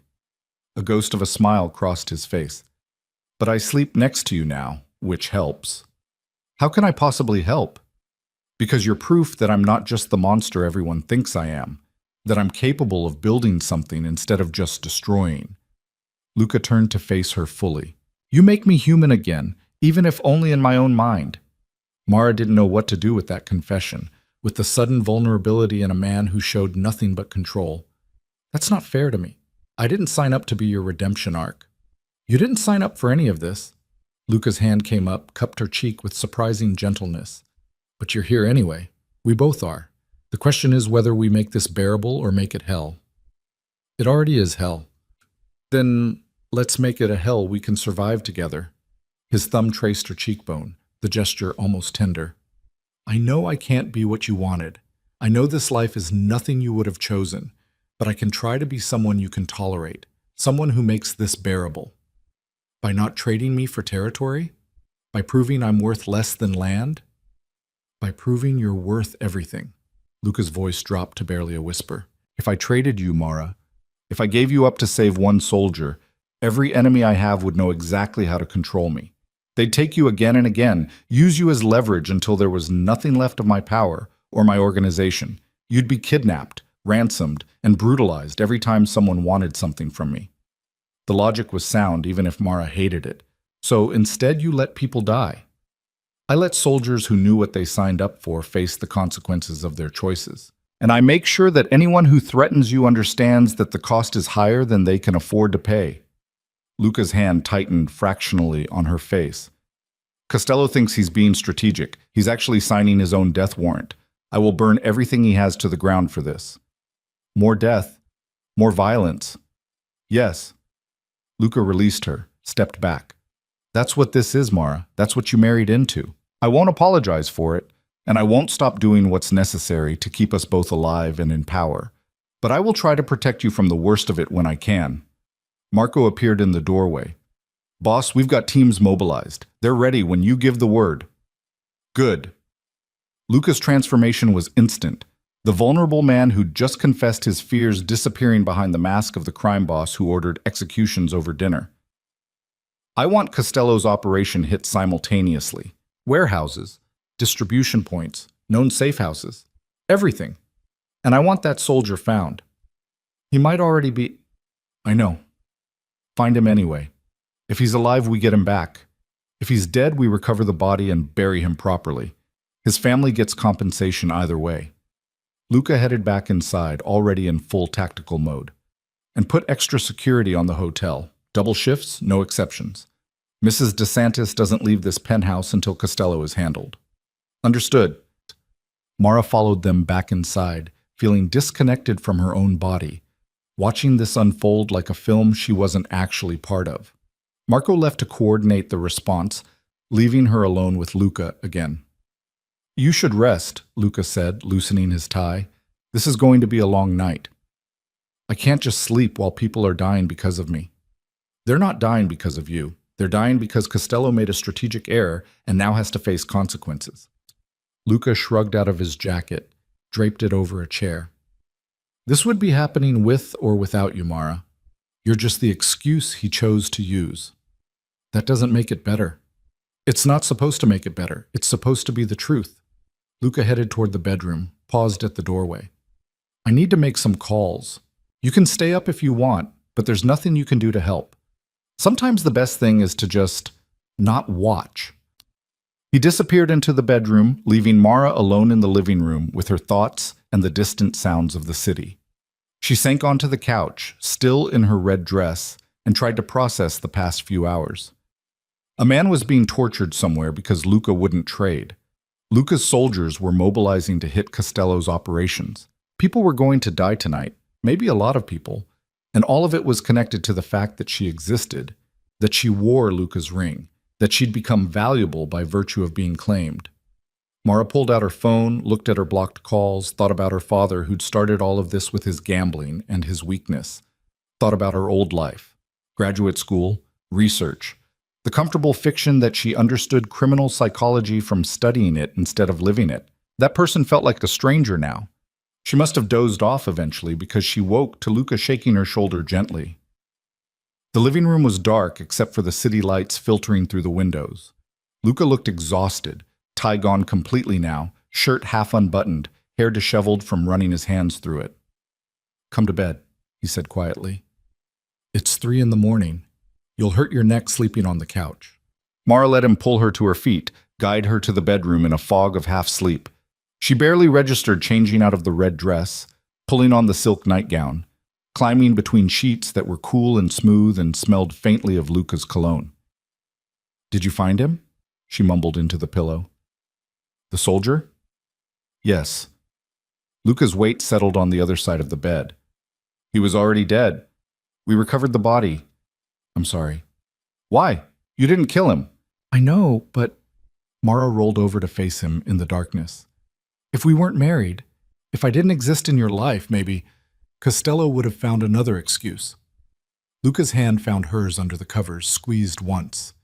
"Stop trying to take responsibility for other people's violence, Mara. You'll drive yourself insane." "How do you not go insane?" "Who says I haven't?" His voice carried a dark humor. "Maybe we're all crazy here. Maybe that's the only way to survive." They lay there in the dark, hands touching, both too wired to actually sleep despite the late hour.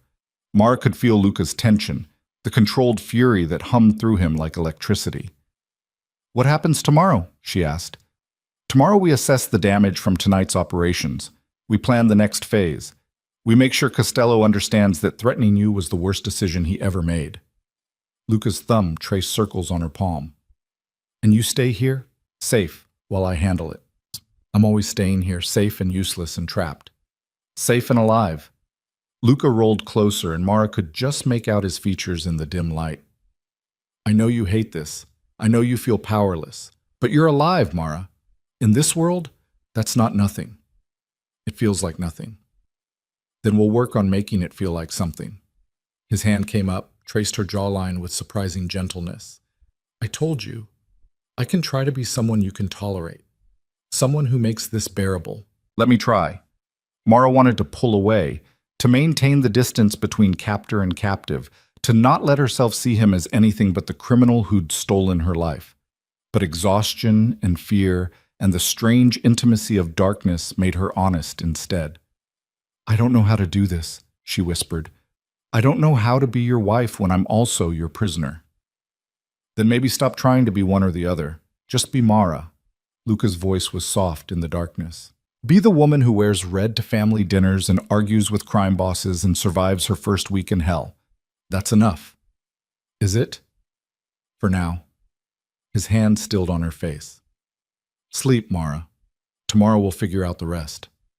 She didn't mean to drift off, didn't mean to let her guard down, but between the late hour and the unexpected comfort of not being completely alone in this nightmare, sleep crept up on her anyway. The last thing Mara felt was Luca's thumb brushing across her cheekbone one more time, a gesture that could have been possessive or protective or something in between that she didn't have words for yet. Mara woke to gunfire.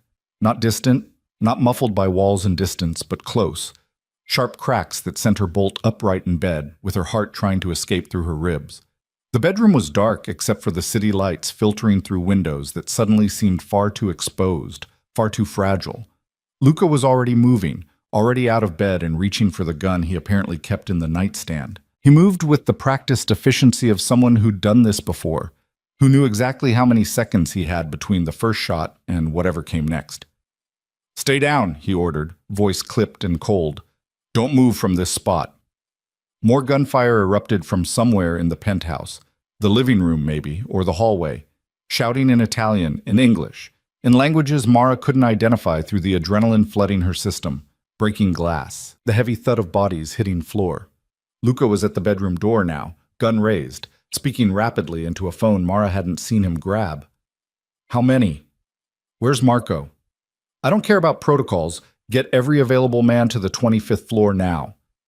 He listened for 3 seconds, expression going from controlled fury to something darker. They're already inside the building? How the hell? Another burst of gunfire cut him off. Never mind, just get here. Luca ended the call and turned back to Mara, who was still frozen in the bed, unable to process what was happening. Closet. Now. There's a panic room built into the back wall. Code is your birthday, month, day, year, 6 digits. Lock yourself in and don't come out until I come get you. What about you? I'm handling this. He crossed back to her in 3 strides, grabbed her arm, hauled her bodily out of bed. Move, Mara, now. The urgency in his voice finally penetrated her shock. Mara stumbled toward the walk-in closet while Luca positioned himself by the bedroom door, gun trained on the entrance like he was expecting company any second. The closet was massive and dark, and Mara's hand shook so hard she could barely find the light switch. When illumination finally flooded the space, she saw what Luca meant. The back wall looked like solid wood paneling, but there was a nearly invisible seam, a keypad hidden behind a tie rack that she would never have found if he hadn't told her exactly where to look.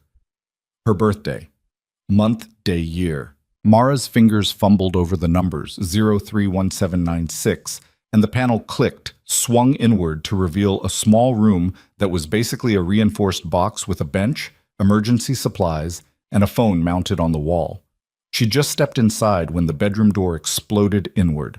Luca fired 3 times in rapid succession. The muzzle flash brightened the darkness. Someone screamed.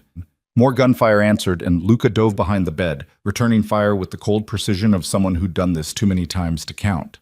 Mara couldn't move, couldn't breathe, couldn't do anything but watch through the gap in the closet door as armed men poured into the bedroom. 5 of them, maybe 6, all wearing dark clothes and ski masks like something out of a nightmare. One of them spotted her. "There!" he shouted, pointing directly at the closet. "The wife!" Luca's head snapped around, saw Mara still standing frozen in the doorway instead of locked safely inside the panic room. His expression went through several emotions in a fraction of a second: fury, fear, calculation, before settling on grim determination. "Run!" he roared at her, laying down covering fire that forced the intruders to scatter. Mara finally moved, scrambling backward into the panic room, slamming the door just as bullets tore through the closet. The panel was reinforced steel beneath the wood veneer. She felt the impacts as vibrations rather than penetration, but the sound was deafening in the enclosed space. Her shaking hands found the interior lock, threw it just as someone tried the handle from outside. The mechanism held. For now. Through the steel door, Mara could hear the firefight continuing. Luca's controlled shots, the attacker's wild spray, breaking furniture and shattering glass. Someone was screaming in pain. Someone else was shouting orders in Italian, too rapid for her to follow. Then silence, sudden and absolute, more terrifying than the noise had been. Mara pressed her ear to the door, trying to hear anything, trying to know if Luca was alive or dead or captured. The panic room had a small monitor showing security feeds from the penthouse, but the screen was black. Cameras disabled or destroyed. She was blind, deaf, utterly helpless. The phone on the wall rang. Mara stared at it for 3 full seconds before her brain processed that phones don't ring randomly during home invasions. Someone was calling the panic room. Someone who knew the number. She grabbed the receiver. "Hello? Mrs. DeSantis." The voice was male, unfamiliar, with an accent she couldn't quite place. "I'm Vincent Costello. I believe you know who I am." Ice flooded Mara's veins. "Where's Luca?" "Your husband is currently bleeding on his bedroom floor. Not dead. I need him alive for the next part. But definitely not in a position to help you." Costello's voice was pleasant, conversational, like they were discussing weather instead of violence. "You're in the panic room, yes? Smart. Luca always was thorough about security. What do you want?" "What I've wanted from the beginning: territory, respect, and proof that Luca DeSantis isn't untouchable." A pause, sounds of movement on Costello's end. "Here's what's going to happen. You're going to open that door and come out peacefully. If you cooperate, I'll let Luca live. If you don't, I'll execute him right here and then blow that door open anyway. You have 60 seconds to decide." Mara's mind raced through impossible options. Stay locked in and let Luca die? Open the door and become a hostage? There had to be another choice, some third option that didn't end in death or capture. I'm waiting, Mrs. DeSantis. 50 seconds now. How do I know you'll keep your word? Mara's voice came out stronger than she felt. How do I know you won't just kill us both? You don't. But I'm a businessman, not a monster. Dead, Luca is a martyr that unites his organization against me. Alive and humiliated, watching his wife get taken because he couldn't protect her? That destroys him more effectively than any bullet. Costello's smile was audible. 40 seconds. Through the phone, Mara heard a groan that could only be Luca. Injured, bleeding, possibly dying while she hid in a steel box trying to decide if trusting his enemy was better than letting him die. Sophia's words came back to her with crystalline clarity. In this world, you need steel, the ability to do what's necessary even when it breaks your heart. Mara looked at the lock on the door, at the phone in her hand. At the emergency supplies that included, she noticed for the first time, a handgun mounted on the wall. What's necessary, even when it breaks your heart? 20 seconds, Mrs. DeSantis. Mara made her choice. I'm opening the door, she said. Don't shoot. I'm unarmed and I'm cooperating. Smart girl. Costello's approval was sickening. Slowly now.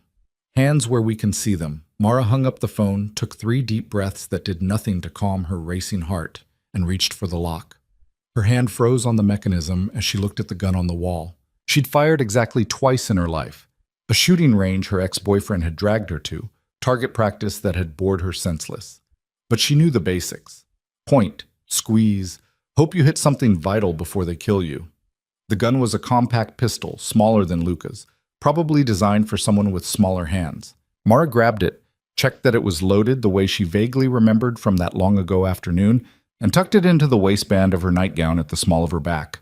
If they patted her down, they'd find it immediately. If they didn't, if they underestimated her because she was just the new wife, just a graduate student who'd been sold into this life, maybe she'd get one chance to use it. Maybe one chance was all she needed. Mara unlocked the door, pushed it open slowly, stepped out into the closet with her hands raised.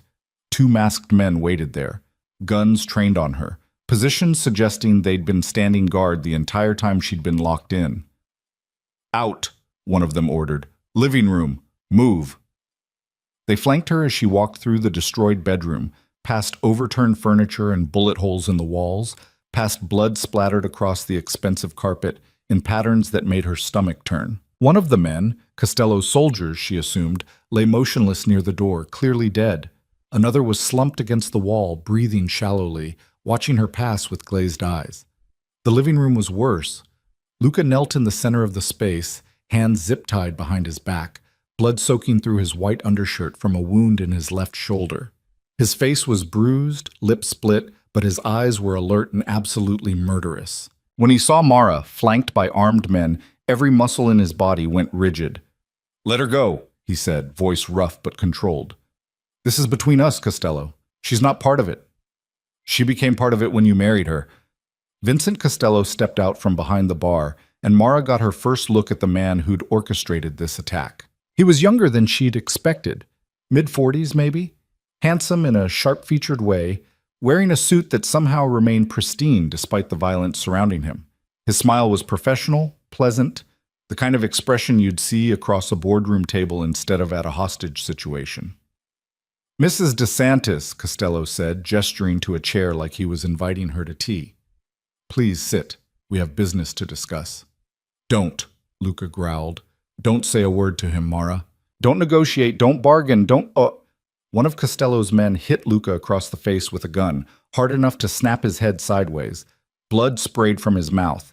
Mara flinched but forced herself not to react beyond that, forced herself to walk calmly to the indicated chair and sit with her hands folded in her lap. The gun pressed cold against her spine, hidden by the silk of her nightgown. Secret. Waiting. Better, Costello said. Now then, I'm going to make this very simple. I want 3 of Luca's territories, the docks, the warehouse district, and the downtown casino operations. In exchange, I'll let you both live. You'll be diminished, Luca, but alive. That's generous, considering. Go to hell, Luca spat, blood staining his teeth. I expected that response. Costello turned his attention to Mara. What about you, Mrs. DeSantis? Do you want your husband to die over territory, over pride, or would you rather convince him to take the deal and survive? The trap was obvious but elegant. If Mara stayed silent, she was complicit in whatever happened next. If she begged Luca to take the deal, she proved she was weak, a liability he'd resent. If she refused, shoot him if you want, Mara said, meeting Costello's eyes directly. I'm not convincing my husband to give you anything. The room went silent. Luca's head came up, shock visible beneath the blood and bruising. Costello's pleasant expression flickered, just for a second, before resettling into something harder. Bold, Costello said. Stupid, but bold. You realize I will actually kill him? You're going to kill him anyway. Mara kept her voice steady despite her racing heart. That's how this works, right? You can't let him live after breaking into his home, beating him in front of his wife, and taking his territory. He'd spend every resource he has hunting you down for the humiliation. So the deal is a lie. You're going to kill us both no matter what we do. Costello's smile widened. You're smarter than you look. Mara, Luca's voice held a warning she ignored. So here's my counteroffer, Mara continued, hands still folded primly in her lap while the gun dug into her spine. You let us both go, unharmed, and we'll consider not burning your entire operation to the ground in retaliation. Costello actually laughed at that, genuine amusement lighting his face. And why would I possibly take that deal when I have all the power here? Because you don't. Mara leaned forward slightly. You think you've won because you got past security and captured Luca. But his people know about this attack by now. They're on their way here, probably already in the building, probably surrounding this penthouse as we speak.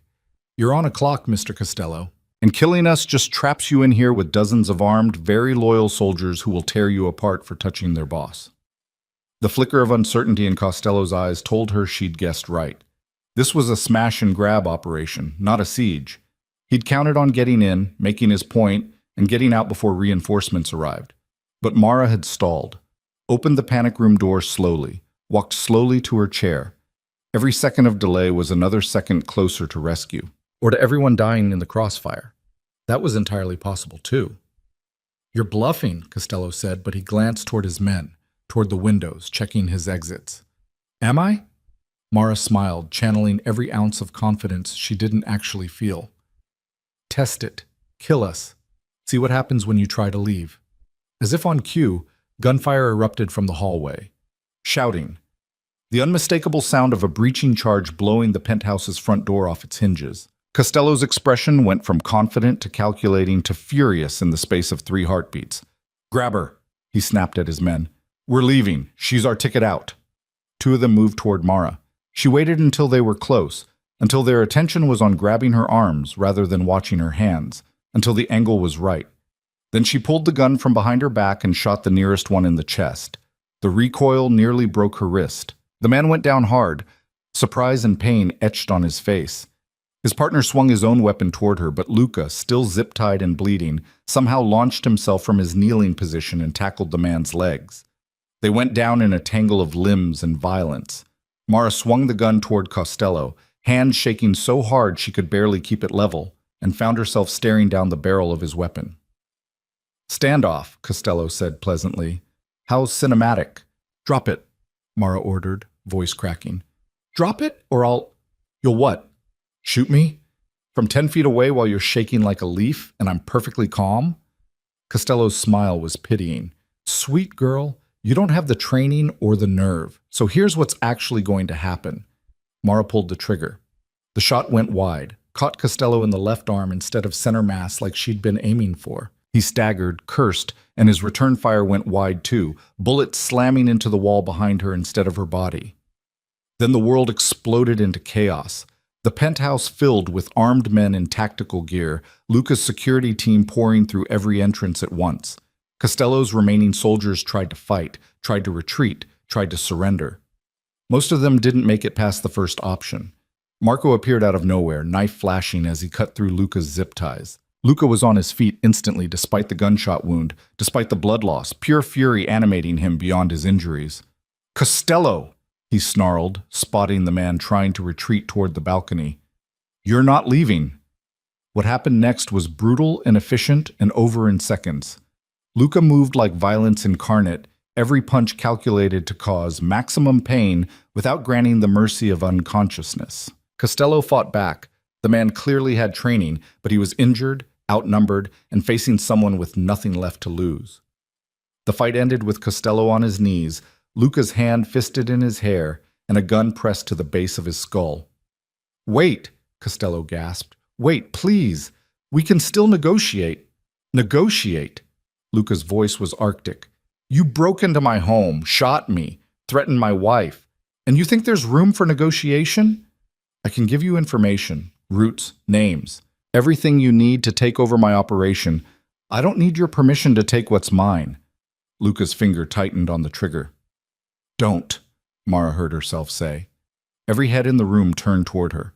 She was still standing where Costello had left her, still holding the gun she'd used, still trying to process the fact that she'd actually shot someone, that the man was lying 3 feet away, bleeding onto Luca's expensive carpet, possibly dying, because of her. "Mara," Luca started. "Don't kill him." Her voice came out steady despite everything. "Not like this. Not execution style in front of witnesses. That makes you the monster everyone says you are." "I am the monster everyone says I am," Luca said flatly. "That's not news." "But you don't have to prove it to me." Mara finally lowered the gun, set it on the nearest surface with shaking hands. "You told me you could try to be someone I could tolerate, someone who makes this bearable. Is this bearable? Watching you murder someone in cold blood 3 feet from where I'm standing?" The penthouse went absolutely silent. Luca stared at her, expression unreadable, gun still pressed to Costello's skull. His finger stayed on the trigger. One squeeze and the decision would be made, the moment would pass, the violence would be complete. "He tried to take you," Luca said quietly. "He broke into our home and put his hands on what's mine. There's only one response to that." "Then respond differently." Mara took a step toward him, then another, until she was close enough to see the fury and fear and something almost like desperation in his dark eyes. "Be different than what everyone expects. Be better. Better doesn't work in this world. Then change the world." She reached out, covered his hand with hers, the one holding the gun, the one that could end a life with a twitch. "Please, Luca, for me, be better." The silence stretched so long Mara thought he might actually pull the trigger anyway. Prove that her words meant nothing against the reality of his nature, that monsters don't change just because someone asks nicely. Then Luca lowered the gun. "Take him," he ordered Marco. "Lock him up. We'll deal with him later, when I'm thinking clearly." Marco and 2 other men hauled Costello to his feet, dragged him toward the exit. The man was babbling thanks, promises, offers of cooperation that no one acknowledged. He'd live, for now. But the terror on his face suggested he understood that might not be mercy. The moment he was gone, Luca's knees buckled. Mara caught him, or tried to. He outweighed her by at least 60 pounds, and they both went down, tangled together on the blood-stained carpet. This close, she could see how pale he was, how much blood he'd lost, how the shoulder wound was still bleeding steadily. "Medic!" Marco shouted. "Get the doctor up here now!" Mara pressed her hands to Luca's shoulder, trying to stop the bleeding the way she'd seen in movies, the way she'd never actually learned, because why would a graduate student need to know combat first aid? "You're an idiot," she told him, pressure making him wince. "You should have stayed down. You're going to bleed out because you couldn't let someone else handle Costello." "Had to protect you," Luca managed through gritted teeth. "My job. Protect what's mine." "I'm not yours to protect, I'm just—" Mara's voice cracked. "I'm just a person you married, a transaction. Remember?" "No." Luca's hand came up, bloody and shaking, to cup her face. "You're more than that. You were more than that the moment you told Costello to shoot me rather than beg. The moment you pulled a gun you barely know how to use and tried to save us both. You're more than a transaction, Mara. You're—" He passed out before he could finish the thought. The next few hours passed in a blur of controlled chaos. A doctor arrived. One of Luca's people, clearly used to treating gunshot wounds without asking questions. He set up a makeshift surgery right there in the living room while Marco coordinated cleanup crews and damage assessment and security sweeps. Mara sat on the blood-stained couch, wrapped in a blanket someone had draped over her shoulders, watching the doctor work on Luca's unconscious body. The bullet had gone through clean, missing major arteries, but he'd lost a lot of blood. The doctor kept using words like stable and fortunate and should recover fully. Should, not will, should. Mrs. DeSantis. Valentina appeared from somewhere, holding a cup of tea Mara didn't remember asking for. You should rest. This could take hours. I shot someone, Mara said, staring at her hands. There was blood under her fingernails. Luca's or Costello's, soldiers, or her own, from something she couldn't remember. I pulled a trigger, and a man fell down, and now he might be dead. He's not dead. Wounded, but stable. Valentina sat beside her, pressed the tea into her hands with gentle insistence. You did what you had to do. That's survival. That's murder. That's self-defense. Valentina's voice was firm. They broke in. They threatened you. You protected yourself and your husband. No one here blames you for that.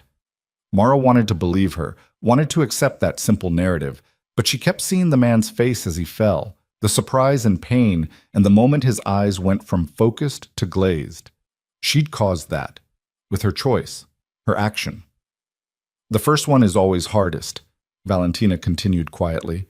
The first time you cross that line, it feels impossible, like you've destroyed something essential in yourself. But you haven't. You've just discovered you're stronger than you thought. I don't feel strong. I feel sick. That's normal too. Valentina stood, squeezed Mara's shoulder. Rest. The boss will want to see you when he wakes up, and you'll need your strength for that conversation. She left Mara alone with her tea and her thoughts, and the distant sounds of the doctor working to save the man who'd bought her, married her, and somehow become something more complicated than captor in the space of 4 impossible days. Luca woke just before dawn, consciousness returning in stages. First his eyes opened, unfocused and confused. Then awareness sharpened as memory returned. The attack, the fight, Mara asking him to be better. He found her exactly where she'd been for the past 3 hours, sitting on the couch, wrapped in a blanket, watching him. Hey, he said, voice rough from anesthesia or pain or both. Hey yourself. Mara didn't move from her spot. How do you feel? Like I got shot. Luca tried to sit up, made it about 6 inches before the doctor appeared and pushed him back down. How long was I out? 3 hours. Surgery went well. Bullets out, wounds clean. You'll have another scar for your collection. The doctor began checking vitals with brisk efficiency. You need rest, antibiotics, and absolutely no strenuous activity for at least 2 weeks. Not possible. Not negotiable, the doctor interrupted. You want to heal or you want to tear open those stitches and bleed out doing something stupid? Your choice. Luca scowled but settled back against the pillows someone had propped behind him. His gaze found Mara again, searching her face for something. You're okay? They didn't hurt you? I'm fine. Physically, anyway. Mara finally set down the long, cold tea. Mentally is another question. You shot someone. Not a question. I did. First time? Obviously. Luca was quiet for a moment, processing. How do you feel about it? Honestly? I don't know. Mara pulled the blanket tighter around her shoulders. Part of me knows it was necessary. Part of me can't stop seeing his face. Part of me wonders if this is who I am now, someone who shoots people and survives home invasions and watches her husband nearly die. That's not who you are, Luca said quietly. That's just what you had to do to survive. There's a difference. Is there? Because from where I'm sitting, it feels like every day I'm here, I become more like you. More comfortable with violence. More willing to compromise pieces of myself to make this work. She finally looked at him directly. You're changing me, Luca, and I don't know if I like what I'm becoming. The words hit him visibly, pain flashing across his face that had nothing to do with the gunshot wound. I never wanted... He stopped, started again. I brought you into this world. That's on me. But you choosing to be strong, choosing to fight instead of breaking, that's all you, Mara. Don't let me take credit for your strength. I don't feel strong. You held a gun on Costello while you were shaking so hard you could barely stand. You stalled him long enough for reinforcements to arrive. You shot one of his men to protect me. Luca's hand found hers, squeezed gently. You're the strongest person in this room, and you don't even realize it. Mara wanted to pull away, to maintain the distance between them, but exhaustion and relief and the strange intimacy of survival made her honest instead. I asked you not to kill him, to be better. Did I just doom us both? Maybe. Luca's smile was tired but genuine. Or maybe you just changed the rules of this game in a way that gives us new options. Costello alive is information, leverage, possibilities. Costello dead is just revenge. We'll see which one proves more valuable. And if keeping him alive gets us killed, then we die knowing we tried to be better than this world expects. His thumb traced circles on her palm, the gesture becoming familiar now. That's worth something, isn't it? Before Mara could answer, Marco appeared in the doorway looking like he hadn't slept in 3 days. Boss, we need to talk. Security footage shows how they got in. You're not going to like it. Luca's expression hardened. Inside job? Looks that way. Marco's jaw was tight. Someone disabled specific cameras, gave them access codes, told them exactly when and where to breach. Whoever it was had detailed knowledge of our security protocols. The implications hung in the air like poison gas. Someone in Luca's inner circle had betrayed him, had given Costello the information needed to break into what should have been an impenetrable fortress. Find them, Luca said, voice like death. I don't care how long it takes or what you have to do. Find out who sold us out and bring them to me. Already on it, Marco hesitated. There's something else. Costello's talking, trying to trade information for leniency. What kind of information? Says there's a bigger plan. That attacking you was just one piece. Won't give details until he has guarantees. Marco glanced at Mara, clearly uncomfortable discussing this in front of her. What do you want me to do with him? Luca looked at Mara, expression unreadable. What do you think, wife? Your mercy bought him a few hours of life. How far does that mercy extend? The question was a test, Mara realized, not of her weakness or her strength, but of her judgment, of whether she could navigate this world with both compassion and calculation. Keep him alive, she said finally. Make him talk. If he's telling the truth about a bigger plan, we need to know. If he's lying, we can always kill him later. Pragmatic, Luca approved. Good. Do it, he told Marco. Get every piece of information he has, then we'll decide if he's worth keeping. Marco nodded and disappeared back into the chaos of cleanup and investigation. The penthouse was slowly returning to order. Blood cleaned up, bullet holes documented, security protocols being revised in real time. Mara stood, needing to move, needing to process, needing to escape the intensity of Luca's attention. I should change. This nightgown is ruined. Mara. Luca's voice stopped her at the bedroom door. Thank you for asking me to be better, for believing I could be. She didn't turn around. Don't thank me yet. We still don't know if it was the right choice. But in the privacy of the bedroom, or what was left of it after the firefight, Mara let herself acknowledge the truth she'd been avoiding. Somewhere between the wedding and this moment, between being sold and choosing to fight, she'd stopped seeing Luca as just her captor. She'd started seeing him as her partner, and that terrified her more than any of Costello's threats ever could. The traitor was found 72 hours later, and it was worse than anyone had imagined. Mara was in the library, pretending to read while actually replaying the attack in her mind for the 1000th time, when Marco appeared in the doorway with an expression that made her stomach drop. Mrs. DeSantis, the boss needs you. Conference room. Now.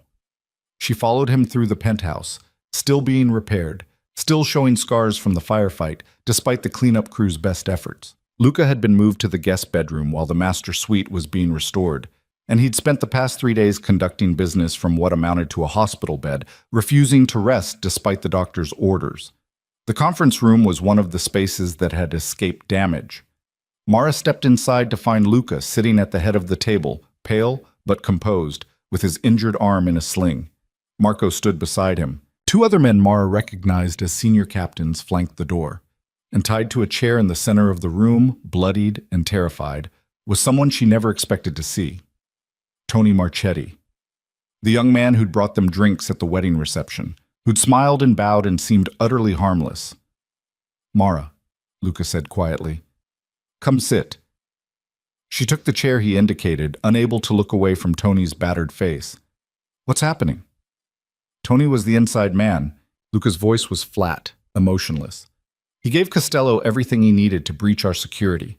Access codes, camera positions, my schedule, your schedule, every piece of information that almost got us both killed.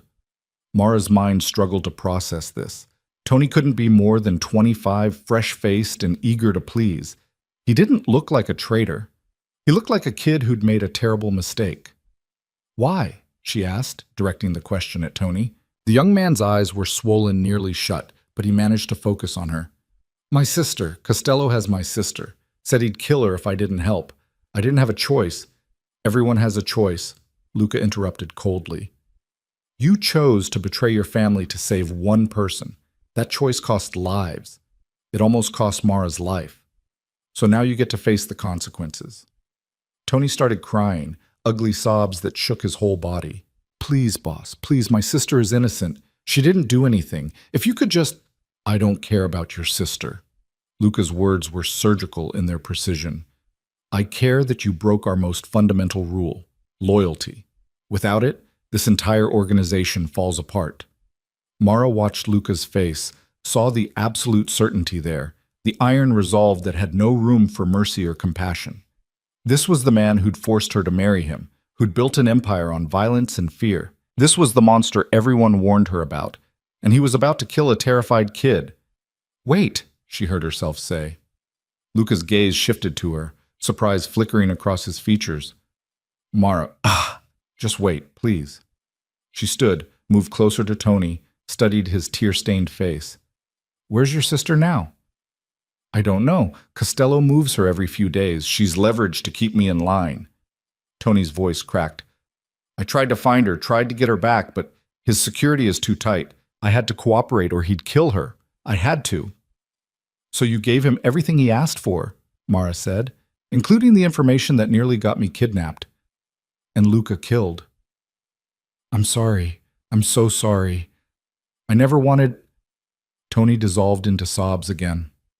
Mara looked at Luca, saw him watching her with that intense focus he brought to everything, waiting to see what she'd do, testing her again, always testing. We need to find his sister, she said. The room went silent. Marco actually took a step forward, expression incredulous. Mrs. DeSantis, with all respect, this man betrayed us. His sister's situation is unfortunate, but not our problem. It is our problem if we want to actually solve this instead of just creating another corpse. Mara kept her voice steady, despite her racing heart. Tony betrayed us because Costello gave him an impossible choice. We killed Tony, and Costello still has his sister, still has leverage, still has proof that threatening families works as strategy. So what are you suggesting? Luca asked, tone carefully neutral. We find the sister. We get her back. We show Costello that his leverage is worthless and that we protect our people even when they make mistakes. Mara met Luca's eyes directly. You told me you could try to be better. This is what better looks like. Better gets you killed in this world, Marco said flatly. Maybe. Or maybe better makes you strong enough that people don't dare threaten your family in the first place. Mara turned back to Tony. If we get your sister back, will you tell us everything you know about Costello's operation? Where he's keeping her, who else he's compromised, what his bigger plan is? Tony nodded frantically. Yes, anything. Everything. Just please save her. Luca was silent for a long moment, calculation visible behind his dark eyes. This is a waste of resources, he said finally. We should execute Tony, move on, tighten security against future betrayals. You could do that, Mara agreed. It would be efficient, cold, exactly what everyone expects from you. Or you could show that loyalty works both ways, that protecting your people includes protecting what they love. Which option do you think builds a stronger organization? The question hung in the air. Mara could see Luca weighing options, running scenarios, calculating risks and benefits with the precision of a chess master planning 10 moves ahead. Marco, he said finally, get every piece of information Tony has about his sister's location and Costello's security, then find her. I want her here, safe, within 24 hours. Marco looked like he wanted to argue, but knew better. Yes, boss. And Tony? Luca's gaze shifted to the terrified young man. You're still going to answer for your betrayal. But if your information leads us to your sister and gives us actionable intelligence on Costello, I'll consider that partial payment. Understood? Yes, sir. Thank you, sir. I'll tell you everything. Save it for Marco. Luca waved a dismissive hand. Get him out of here. And get me Costello. It's time we had a conversation. The room emptied quickly, leaving Mara alone with Luca. He looked exhausted, pain etched into the lines around his eyes, despite his controlled facade. You're going to get us killed with your mercy, he said, but there was no heat in it. Maybe. Or maybe I'm going to change the rules of how this game is played. Mara moved to stand beside his chair. You can't build loyalty through fear alone, Luca. Eventually, people find something they're more afraid of losing, like Tony's sister. Then your fear becomes meaningless. And you think compassion works better? I think strategic compassion works better, showing that you protect your people, even when they make mistakes, even when it costs you something. That builds the kind of loyalty that can't be bought or threatened away. She hesitated, then added, It's what your mother would do. Luca actually smiled at that, faint but genuine. You've been talking to Mama. She calls every day to check on me. Apparently she's decided I'm worth keeping around. Mara settled into the chair beside him. She told me about your father, how he ruled through fear and respect, but never trust. How it left him vulnerable to betrayal. My father was a great man. Your father was murdered by someone in his inner circle because they knew he'd never see it coming. He didn't build trust, he built fear, and fear made him predictable. Mara's voice gentled. You're better than that, Luca. You could be better than him. The words settled between them, heavy with implication. Luca was quiet for a long time, staring at nothing, processing. Costello's information checked out, he said finally, changing the subject. There is a bigger plan, multiple families working together to take me down, divide my territory. Costello was just the opening move. Ice flooded Mara's veins. How many families? 3 that we know of. Maybe more. Luca's jaw tightened. They're calling it a coalition. United Front against the DeSantis organization. They think I'm vulnerable after the wedding, distracted by my new wife, too focused on appearances to see the knife coming. Are they right? They were. Luca looked at her, something complicated in his expression. Then my wife turned out to be the most strategic thinker in my organization. Now I'm not sure if I'm distracted or better armed than I've ever been. The compliment caught Mara off guard. I don't know anything about running a criminal enterprise. No, but you understand people, psychology, what motivates them, what breaks them, what makes them loyal. Luca reached for her hand with his uninjured arm. You're seeing patterns I've been too close to notice. Like with Tony, I would have killed him and created a martyr. You saw an opportunity to flip a liability into an asset. If we can actually find his sister, we will. Marco's the best at what he does. Luca's thumb traced familiar patterns on her palm. The question is what we do after. This coalition won't stop with one failed attack. They'll keep coming until they succeed or we destroy them completely. Then we destroy them, Mara said, surprised by how easily the words came. When had she started thinking in terms of we? When had Luca's enemies become her enemies too? Spoken like a true DeSantis. Luca's smile was proud and sad in equal measure. You're changing too, you know.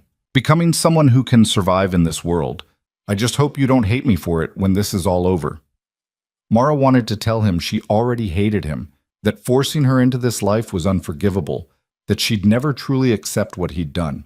But sitting there in the damaged penthouse, holding the hand of a man who'd nearly died protecting her, who'd listened when she asked him to be better, who was actually trying to be more than the monster his world expected, the words felt like lies.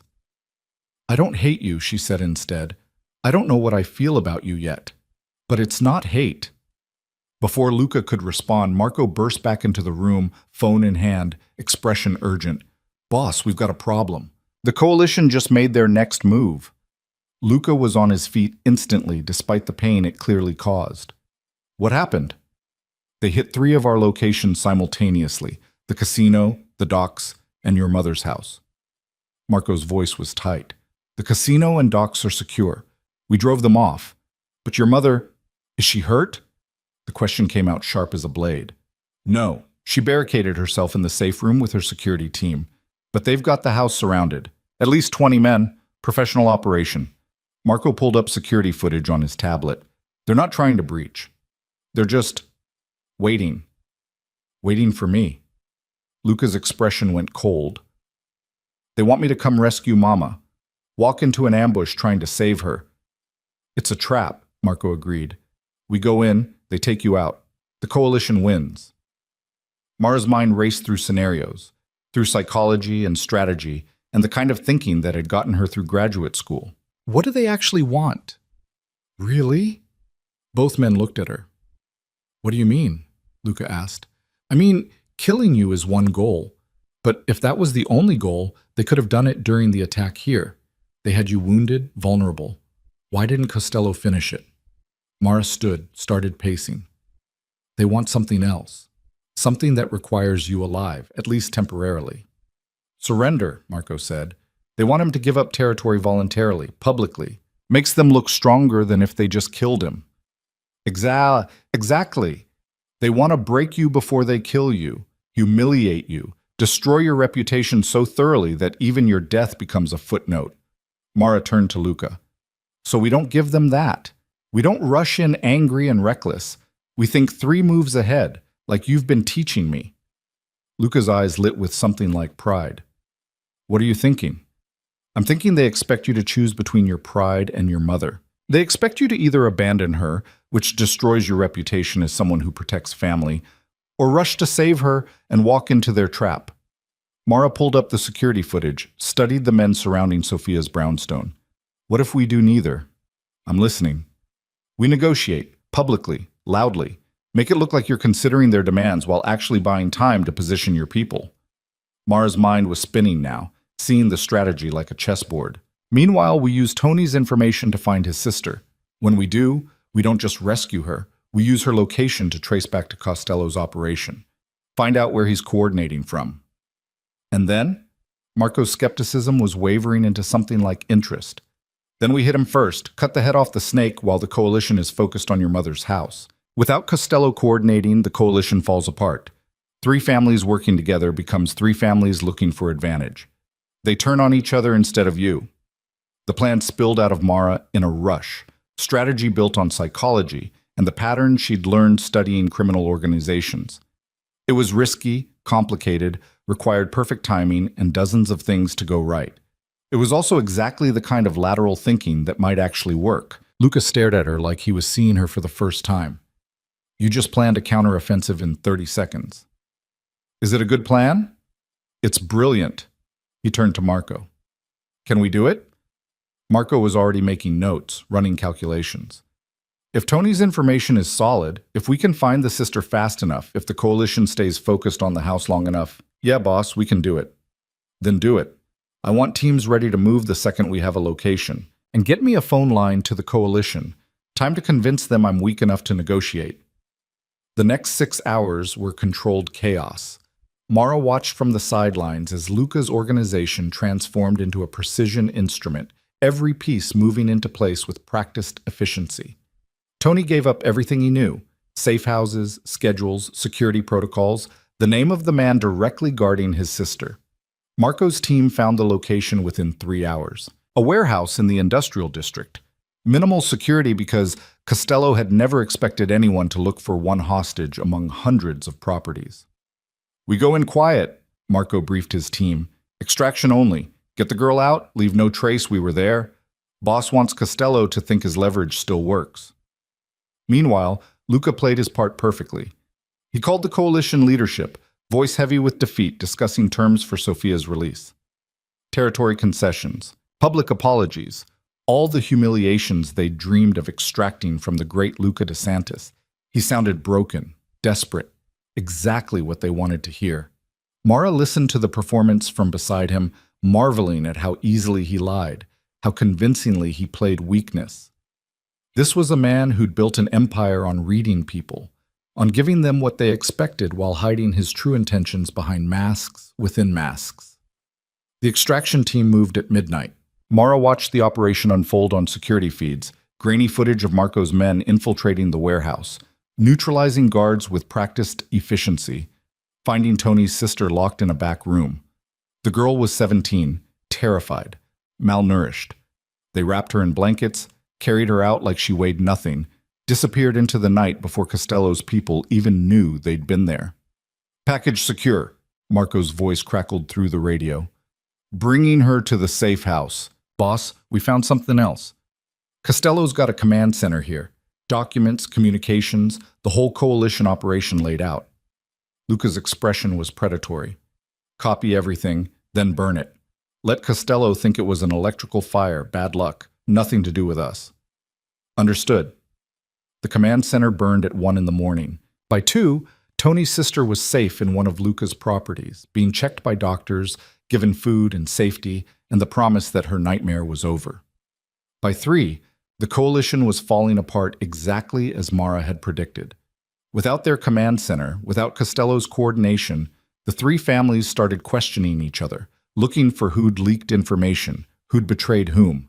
And at 4 in the morning, Luca made his final move. He called the coalition back, but this time his voice was different, strong, controlled, absolutely certain. "Gentlemen," he said into the phone on speaker so Mara could hear, "I have a counteroffer. You have until sunrise to remove your men from my mother's property. In exchange, I won't burn your organizations to the ground for this insult." "You're in no position to make demands," one of them blustered. You have my mother locked safely in her panic room, annoying your men with complaints about ruining her garden." Luca's smile was audible.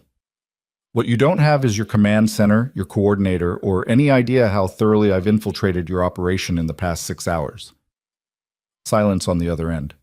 Then carefully, "What are you talking about?" "I'm talking about the documents we copied from Costello's warehouse before we burned it. Names, accounts, operations, every dirty secret your coalition thought was secure. I'm talking about the 3 men you have inside my organization who've been feeding me information for the past year. I'm talking about knowing exactly which of you suggested this idiotic plan in the first place." Luca's voice went cold. "So here's what happens next. You leave. Now. You go back to your territories and stay there. You never threaten my family again. And maybe, I let you keep operating in this city. And if we refuse, then I release every piece of information we copied. To the police, to the FBI, to your enemies, to anyone who'll pay for it. By tomorrow morning, you'll all be in custody or dead. Your choice." The silence stretched longer this time. Mara could practically hear the calculations, the fear, the desperate realization that they'd been outmaneuvered. "You're bluffing," someone said, but there was no conviction in it. "Test me." 2 words. Absolute. Final. 5 minutes later, the men surrounding Sophia's brownstone began to withdraw. Security footage showed them loading into vehicles, disappearing into the pre-dawn darkness, leaving nothing but tire tracks and broken fence posts to prove they'd ever been there. Sophia emerged from her safe room exactly 7 minutes after the last vehicle left, called Luca immediately, and delivered a string of Italian that probably blistered the paint off the walls. But underneath the fury was relief, pride, and something that sounded almost like approval. "Your wife planned this, didn't she?" Sophia asked. "This has her fingerprints all over it. Strategic, psychological, minimal bloodshed." "She did," Luca confirmed, looking at Mara with an expression she couldn't quite read. "She's been full of surprises." "Good. Keep her." Sophia's voice softened. "She's good for you, Luca. Better than you deserve, probably. Don't waste it." The call ended, leaving them alone in the conference room as dawnlight started filtering through the windows. The city was waking up, completely unaware that a war had been fought and won while it slept. "We did it," Mara said, still processing. "We actually did it." "You did it." Luca stood slowly, favoring his injured shoulder. "I just followed your lead." I didn't do anything except suggest a plan. You executed it. Your people made it happen." "Our people," Luca corrected. "They're your people too now, Mara. Whether you planned it or not, you just proved you're not just my wife. You're my partner, my strategist, my secret weapon." The words should have felt like another cage closing.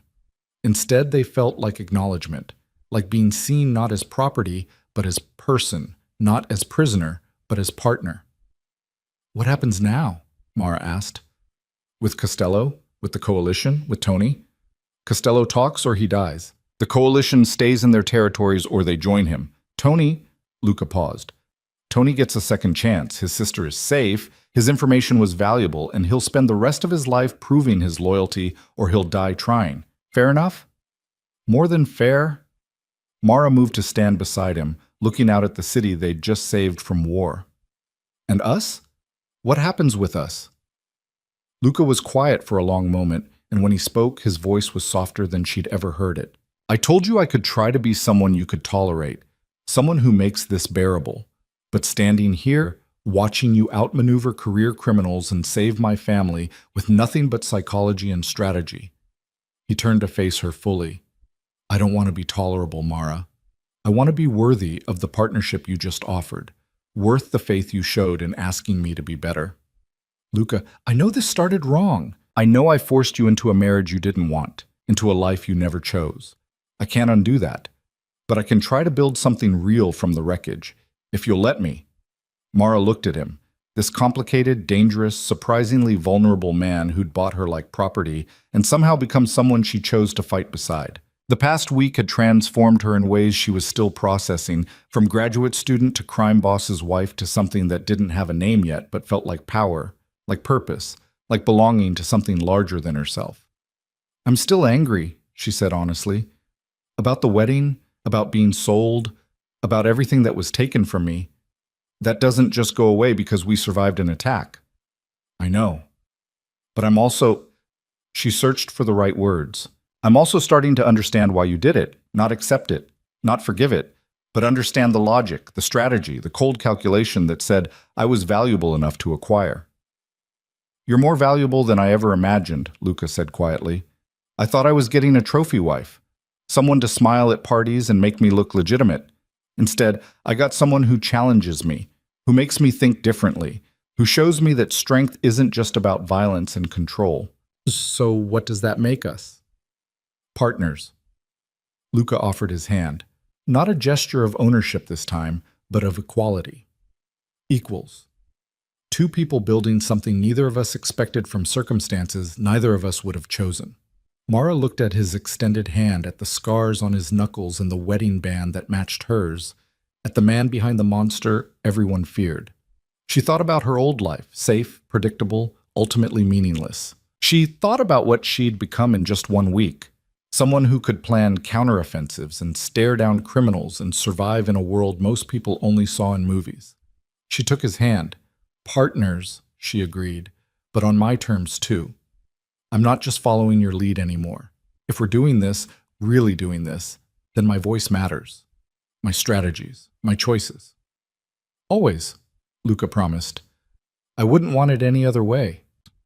They stood there as dawn broke fully over the city, hands clasped, partnership forged in violence and strategy, and the strange intimacy of survival. Somewhere below, Luca's organization was securing territory and interrogating prisoners and beginning the work of rebuilding what the coalition had tried to destroy. But up here, 25 floors above the chaos, two people who'd started as captor and captive were becoming something else entirely. Something neither of them had names for yet, but both recognized as real. The following weeks transformed the DeSantis organization in ways Mara never anticipated. With her input, Luca began restructuring how the family operated. Less fear-based hierarchy, more strategic loyalty. Protection instead of just intimidation. Investment in people instead of just extracting value.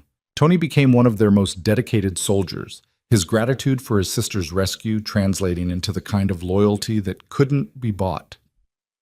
Other members of the organization noticed. The whispers started. Mrs. DeSantis had a gift for seeing potential where others saw only problems.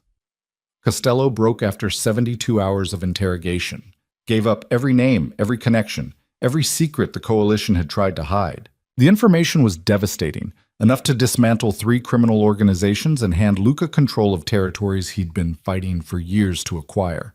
But instead of a bloodbath, Luca offered terms, subordination instead of destruction, a place in his organization instead of war, most accepted. The ones who refused found themselves facing law enforcement with evidence packages that appeared mysteriously on prosecutors' desks. Mara watched him navigate it all with growing understanding. This was what Sophia had meant about real power, not the violence, but the strategy beneath it. The ability to turn enemies into assets, to build loyalty instead of just demanding obedience. She was learning, growing, becoming someone who belonged in this world not because she'd been forced into it, but because she'd chosen to master it. 6 weeks after the wedding, Sophia invited them both to dinner. The brownstone had been repaired, the garden restored, every trace of the coalition's siege erased like it had never happened. "You look better," Sophia told Mara, serving pasta with the same efficiency she applied to everything. "Not so much like a trapped animal, more like a woman who knows her worth." "I'm still figuring out what that worth is," Mara admitted. "No, you're not. You know exactly what you're worth. You're just learning to claim it." Sophia's eyes were sharp. "You saved my son's life, saved his organization, saved his soul, maybe, by showing him that strength doesn't always mean violence. That's worth more than gold, child." Luca reached under the table, found Mara's hand, squeezed once. A gesture of gratitude, partnership, something that was starting to feel like genuine affection. After dinner, they walked through the old neighborhood together. No security detail for once, just two people in the dark. Luca's arm was out of the sling now, healing well, and he moved with his usual predatory grace. "I've been thinking," he said as they reached a small park where streetlights created pools of gold in the darkness. "About the future, about what we're building. And I want to go legitimate, not all at once, that would be suicide, but gradually.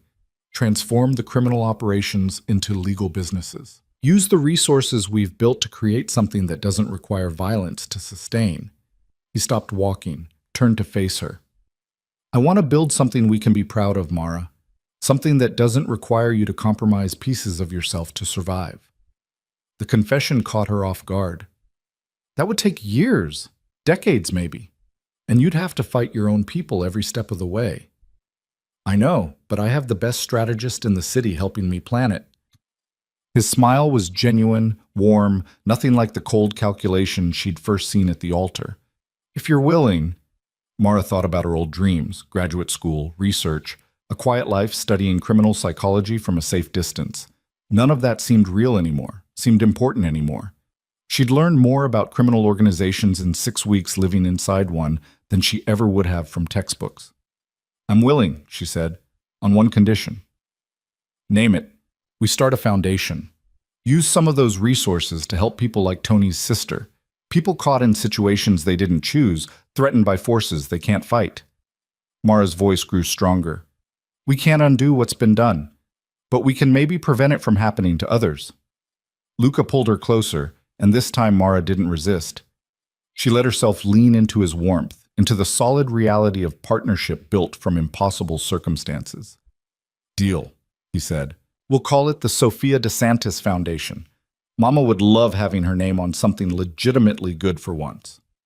They stood there in the darkness, two people who'd started as enemies becoming something far more complicated and genuine.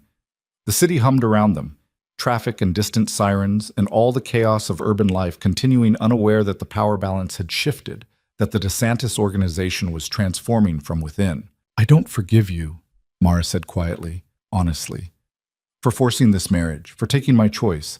That's always going to be there between us." "I know.